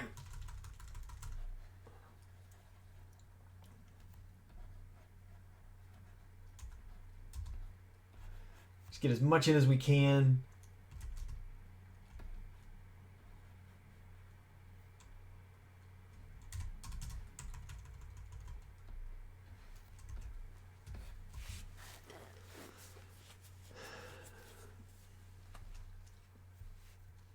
All right, well, I'm just gonna fly through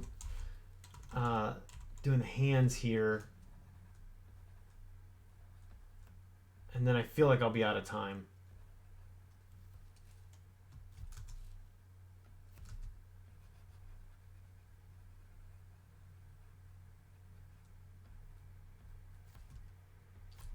And then I'll catch up with everything in the chat. If I missed any questions earlier on, please just at me now. I'll be sure to get to them while we're going through everything.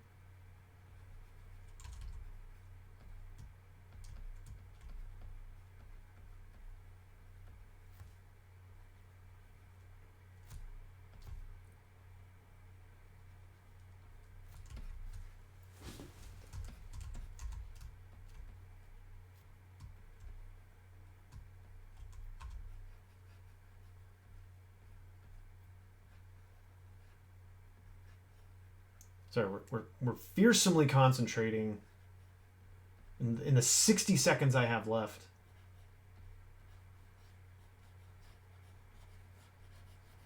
To really just try and get the faces as nice as we can in the amount of time we've got.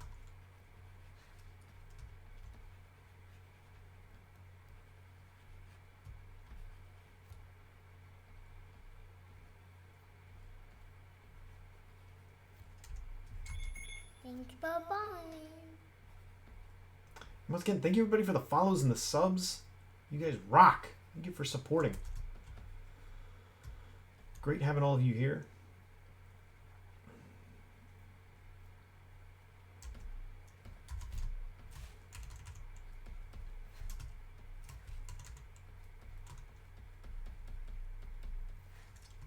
Ah. 30 seconds.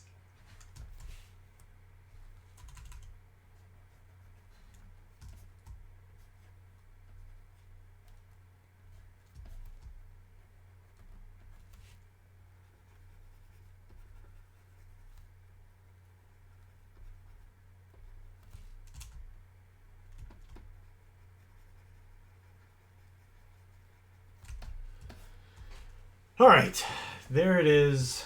That's where we ended up.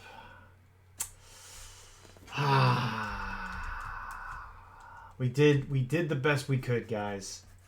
I feel like we did it. There's like a couple odds and ends here I'd want to like clean up, but overall it's pretty good. Let's just really quickly, for presentation's sake, not painting anything more. I'm not cheating, teacher. Just for presentation's sake, we're going to turn those things off. And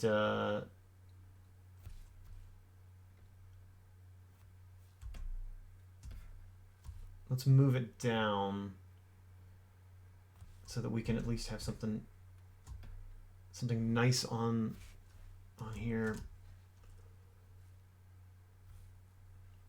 In the background.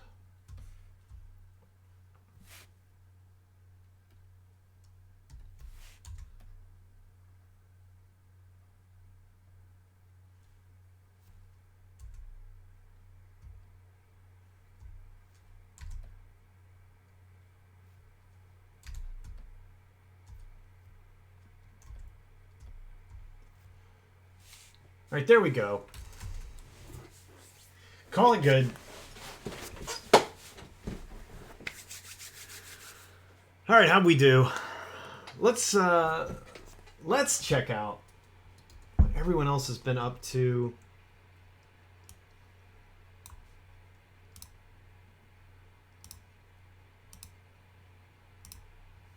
We can actually do this, which might be kind of fun. Oh, I'm killing my system here for some reason.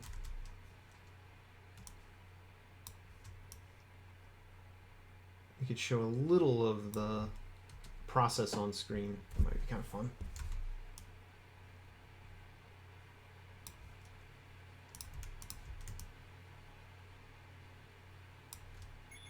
Thank you, bye-bye.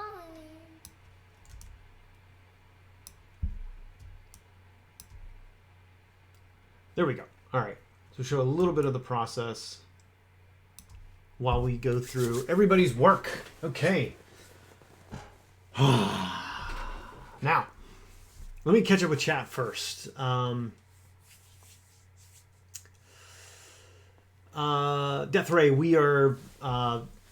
there's a 2-hour challenge, creature design challenge. I give everybody else 2.5 hours, but in order to start going through things, I try and get my design done. But it's the design for Let's Draw Monsters, the Pigasus, which is our creature design prompt for November.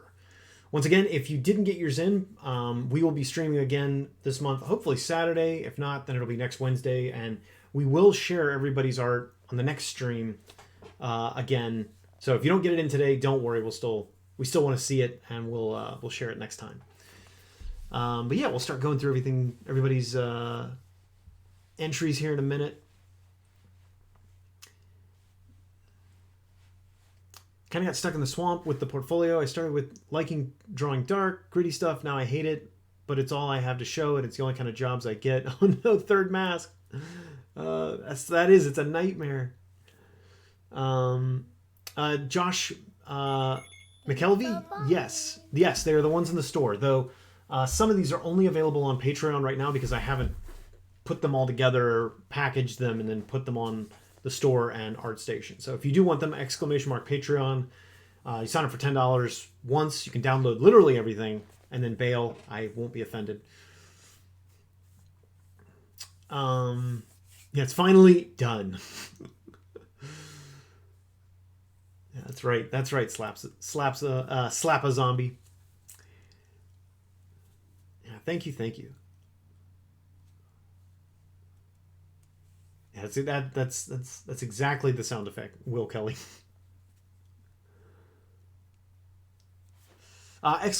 !Discord, Death Ray, and it should whisper it to you. All right, let's start pulling some of these up. Oh my goodness, there's so many. All right.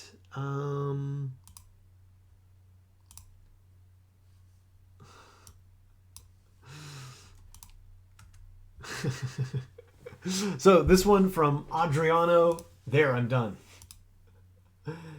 It's a great face. This is a great face too. He is not sure about this. What is happening? He looks like he's about to land like right on a barn, or somebody's like cart, somebody's lemonade stand. That's what it is. He's about to land on a lemonade stand. He did not gauge the jump correctly, and he's about to just smash into somebody's lemonade stand down there. That is the worried expression of impending disaster. Ooh, some nice brushwork in the background here. I like these clouds. Oh my goodness, look at this face. Look at these. Look at that face. This one from Lord Adornable, our Gnome Police for the stream. Making sure we've got those G's correct. But this is great. A lot of fun with this too.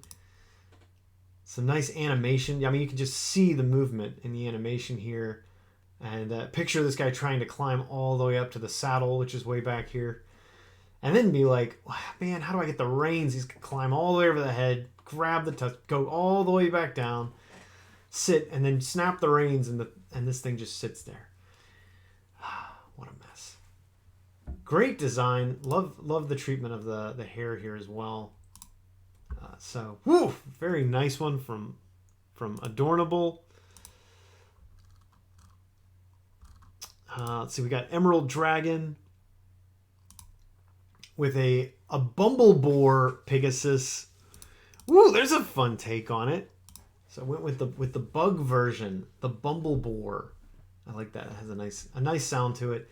Some nice wings here, and some great pencil work. I'm jealous. It's like you got to dive into some actual traditional work. That's great. Love the ears on here too. So really imaginative take on this. Had not thought of a bumblebee. I thought he should have bumblebee wings since bumblebees shouldn't fly either. That's awesome. Oh man, and from Bard the Zombie. Ugh. Killing me. Ooh, love the two wings as well. If you're not following Bard the Zombie on Instagram, you really need to look up Bard the Zombie. Lovely little watercolor here. So, man, love these spiraling tusks. Gorgeous face shape language here. And then, man, doing the two wings. Also, this nice little complement color with this purple against the oranges and yellows. Oh, it's a really nice version here. So this from Bard the Zombie.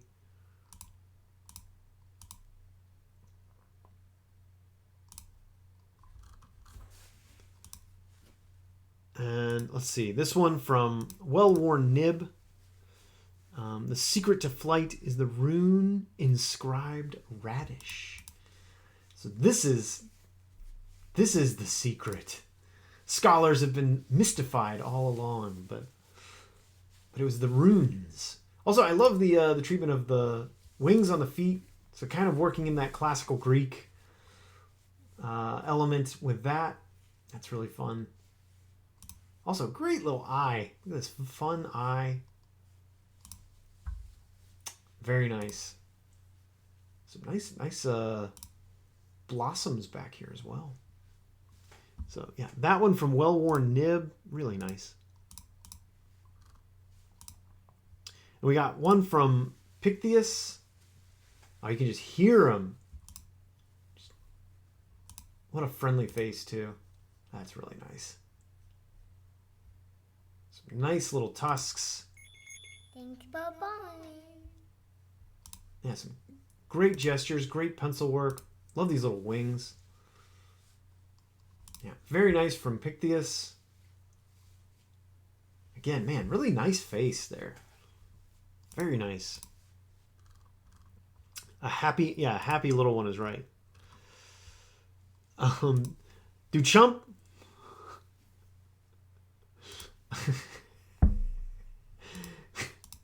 It looks awful familiar, but I just can't place where I've seen it before. Oh well. An original Duchamp? Oh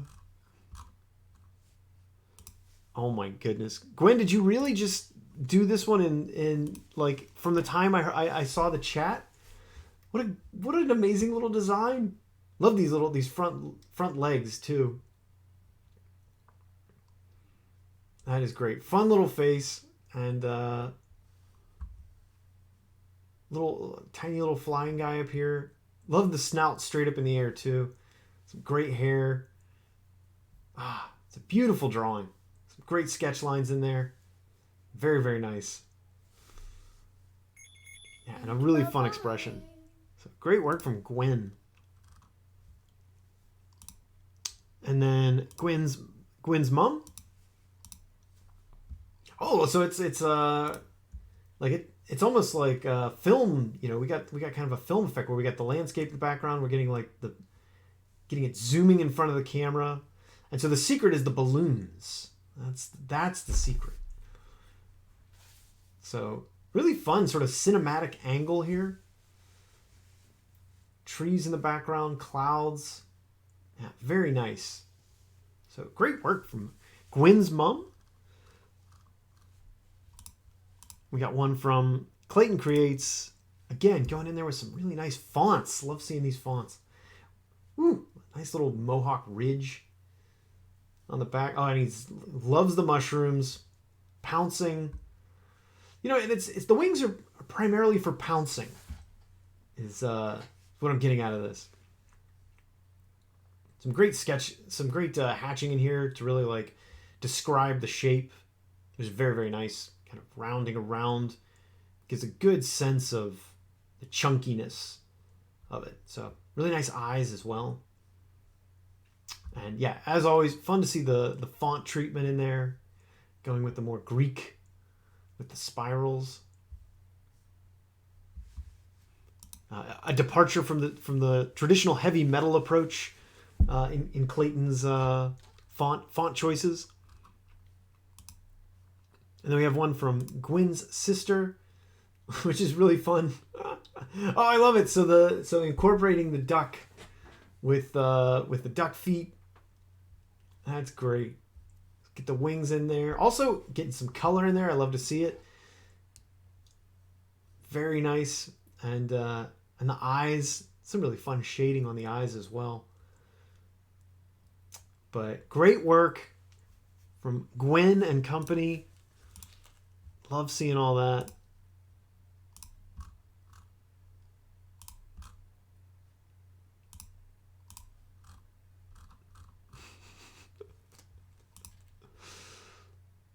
Oh, here's a nice one from Nate Stout.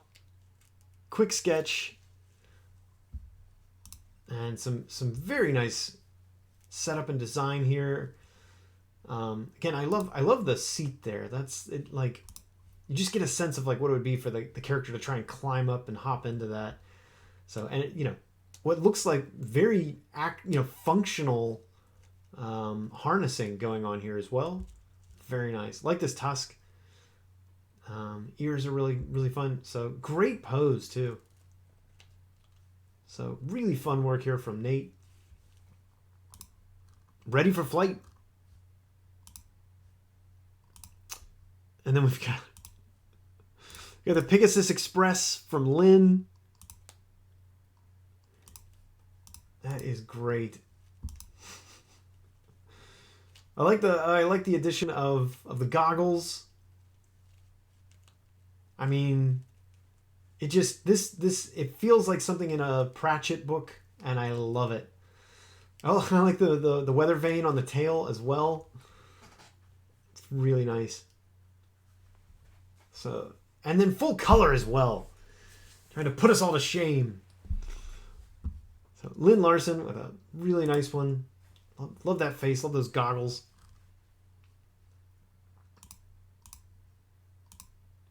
Whoa, and then Death Ray, who we just saw in the chat, jumping in with a quick sketch. I don't know if he's falling or if he's asleep, but I love this little face. Love that expression. He's just, it looks so peaceful and serene. Like he's the most peaceful Pigasus. He gets the most peaceful Pigasus look award for the day.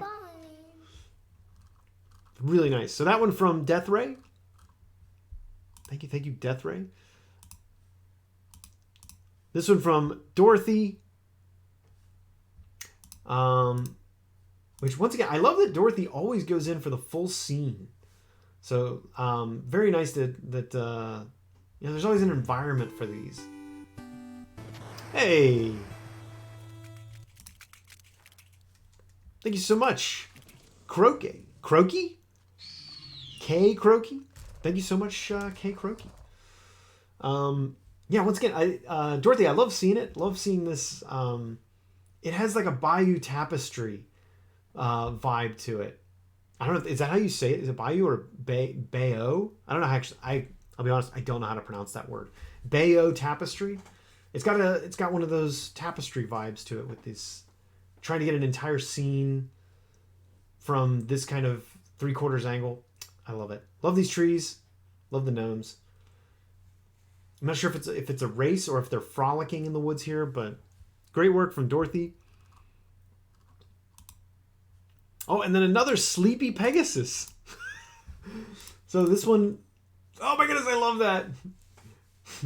That way. Onward, noble steed. What a great little face. I love all these sleepy ones.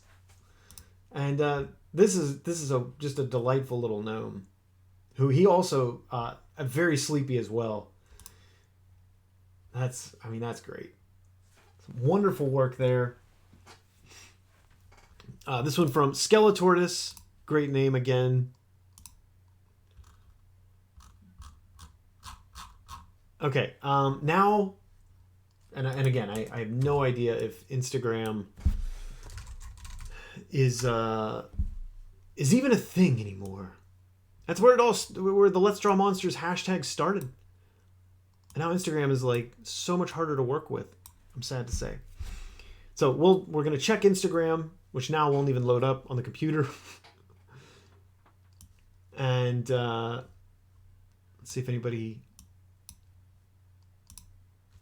put anything on there. Come on, you can do it. All right.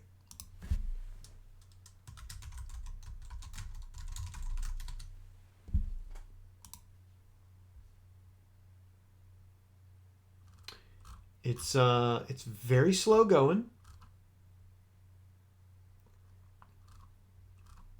So it's as is tradition, it's a billion pictures of things unrelated to Let's Draw Monsters. Let's try one more time.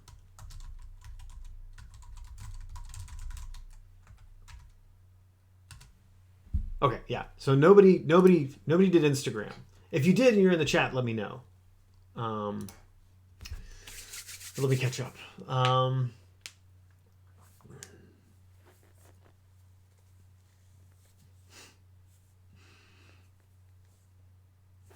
It's a race, Dorothy. That's awesome. What a fun scene. Yeah, how cool. Yeah, so thank you everyone. But yeah, this was Dorothy's. It's a race, a gnome race. Sorry, I'm giving Lord Adornable fits. Just go back through all of these. Some really nice ones in here.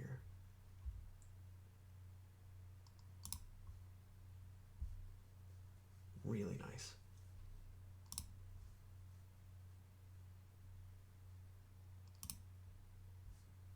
Oh, these little legs.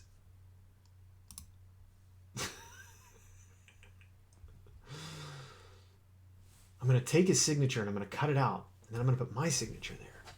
No one will know that it's an original Duchamp.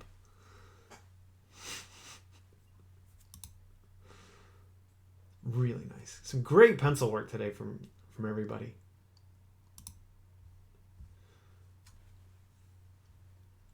Love that eye. It's a friendly little eye. Ah! You're killing me. What a wonderful little face there. It's just some very fine watercolor. Thank you, Bye-bye. And, I mean, great name. Love that. Ah, what a nice face. So much chonk.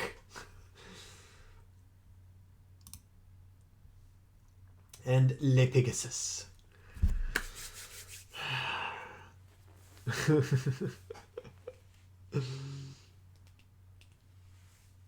Well, Skeletortus, you did great. Yeah, Clayton, you're right. I do have to point out that it's a co-creation of Annie and I.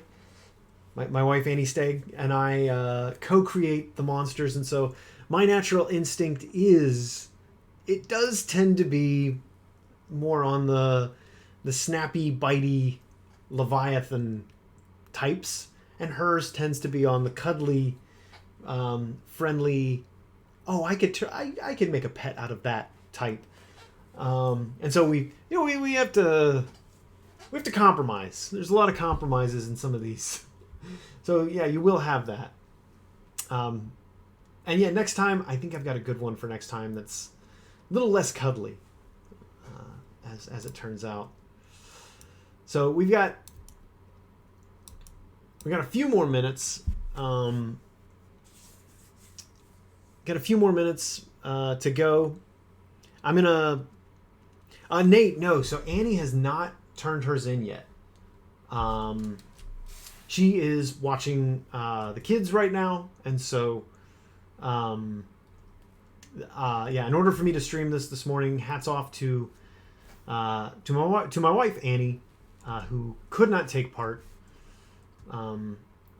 We are hoping to have, obviously they're going to be in school at some point coming up, but we're hoping to have a situation where we will both be able to be on stream at the same time, possibly even next month. Will be, it's been the thing we've been looking forward to for so long, is that we can both do a Let's Draw Monsters together in the same studio, and so we've got some fun plans for that. I don't want to promise that it'll be next month because so much of this is just out of our control, and it's hard to. I mean, it's impossible to know what each month will bring. And so, yeah, we don't know if it's for sure the case. But hopefully next month, it'd be so nice if we could both be together on stream trying to do this at the same time. I think we did one stream back in the day where we were able to do that.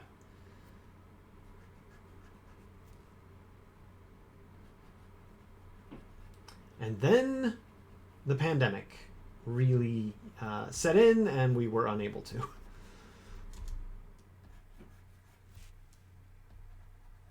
But yeah, anyway, I'm going to give it 5 more minutes. So if you're still working, you've got 5 minutes. And if there's, any other questions I missed or anything, just at me. And we'll hang out for a bit here at the end.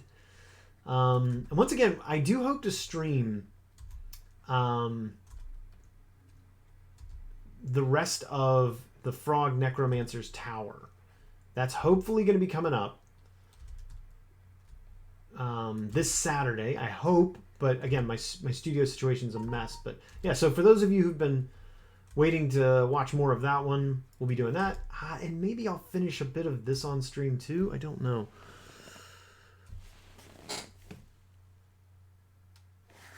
Oh, I gotta respond to this really quick.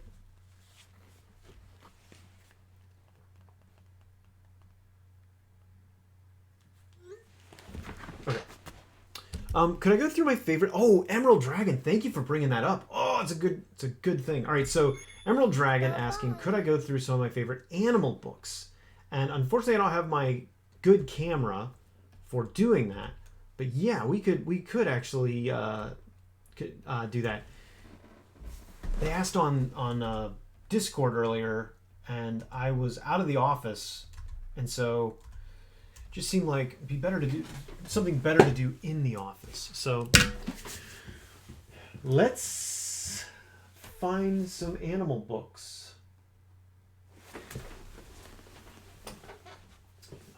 Man, I wish I could bring the camera over. So I'm just gonna hold them up to the camera. One of my favorites is this. Some of you may recognize. So the Smithsonian Institute Animal is a giant book, but it's one of these ones that has like just everything in it. Great pictures, great descriptions of everything, tons of good content. I do like this one a lot.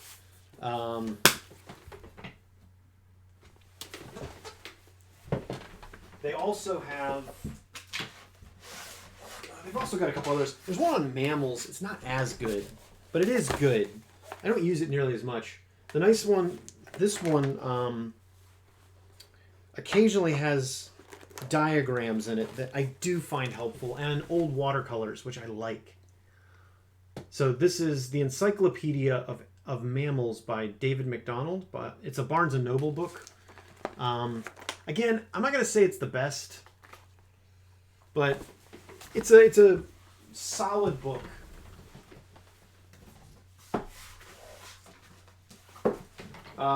This is an old classic. A lot of the cats that I've got are from this. Big Cats by Kit Coppard. There's actually some old drawings in here. I'm not going to show them. They're so embarrassing. But, it's just a bunch of pictures of cats. But it's one of those things that I talk about a lot where I think it's cool to sort of develop a visual language. And if you can get a handful of books that have pictures in them you just really like, you end up reusing them over and over and over again. And it sort of becomes part of who you are as an artist. So Big Cats by Kit Coppard. The Reptiles book is one of my favorites, and it's wandered off. Obviously, this isn't necessarily what you're talking about, but I'll show it anyway. Drawing Animals by Victor Ambrose, one of my favorite books on the subject. If you haven't already, you should steal a copy from your nearest library and never give it back. Let's see if I can't find the Reptiles.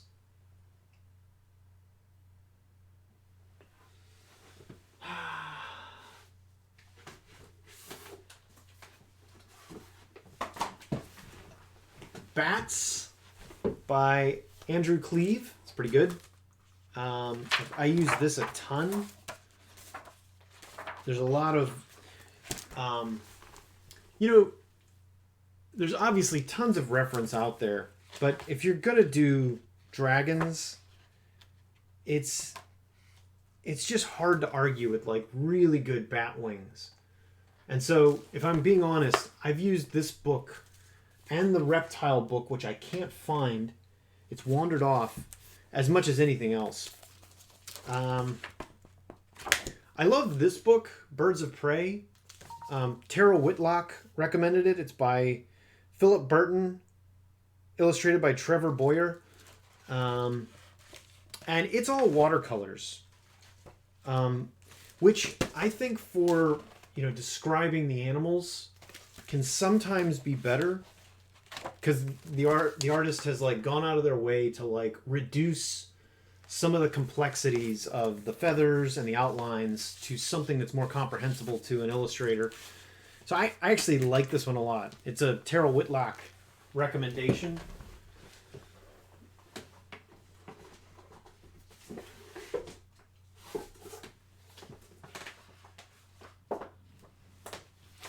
And then she also recommended Floyd Scholl's Birds of Prey, which is a really good one for the actual photographs. It's a thick book too. It's very nice. Tons of photographs. So I use this a lot for a bird project I was working on. Oh, where's my reptiles?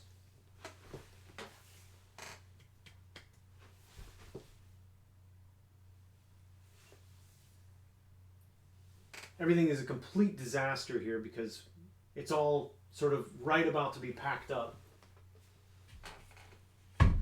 Yeah. Does anyone remember the name of that book? I've mentioned it on stream a bunch.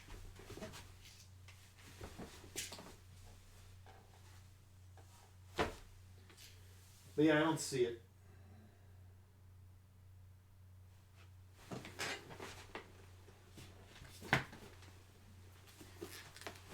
And then lastly, I'll show Bugs and Insects by Ken and Rod Preston. So this is a good one. Again, you're getting into tons and tons of photographs of bugs. I'm so disappointed that I can't show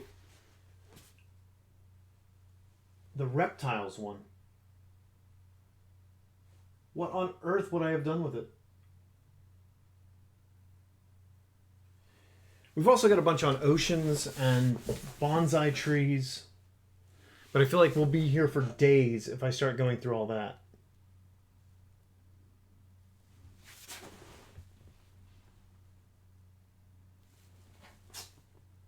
Yeah. But the animals one, the first one I showed, that's one of my absolute favorite. Adriano, no. I haven't updated recently. When did the update come out?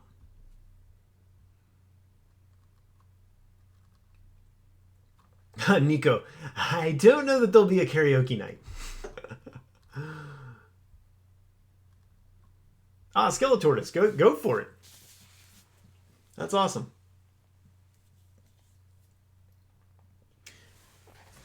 Let me see, there's my kids were in here, and you know how it goes. They come in, they start rummaging around, they wander off with all your stuff.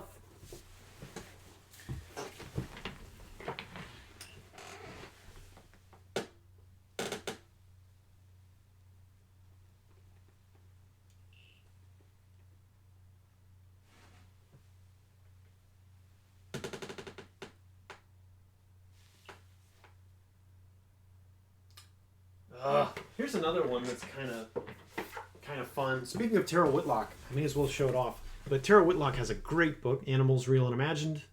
Sort of one of the ones she's most famous for, but another really excellent one for sort of constructing fantastic creatures like what we've been doing here, that I really like. But yeah, Animals Real and Imagined by Tara Whitlock is really good.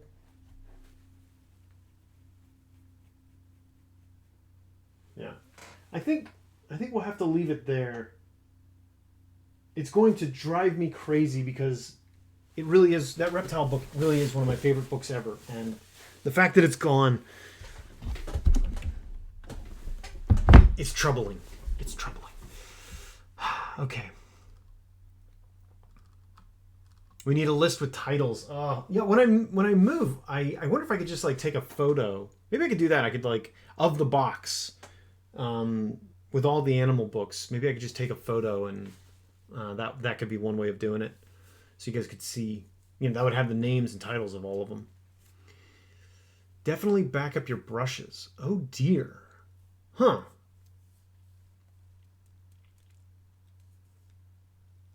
An auto coloring feature like Krita has. Oh. So I won't have to work anymore? I'm done?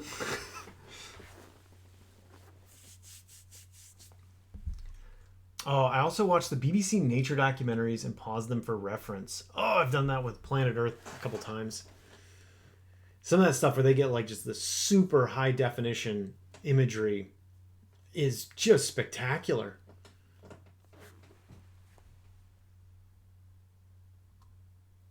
It's great for flattening image. I bet it would be. I bet it would be.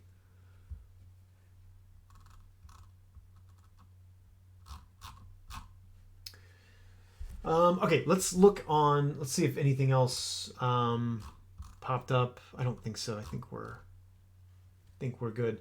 Okay. Yeah, I think we'll leave it there today. This was great. Thank you everyone for hanging out with us. Yeah,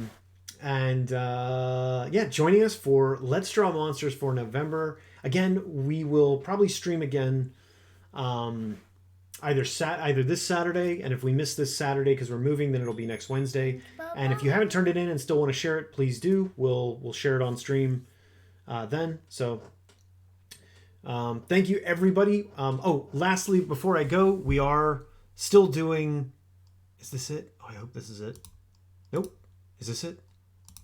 There we go. So we are still doing a sale on our store, ! Store if you'd like to check it out. But you get a free print, a mini print of Annie's new Kabat painting, which is another product of the Let's Draw Monsters event. But yeah, we're giving a free mini print away with every physical order, and there's, I think it's $10 off orders over 40 with the code there, which I believe is candy corn. So, all right, everybody, thank you so much. Everybody, keep painting up there. Have a good one. Thanks again for joining us, and we will see you next time. Have a good day.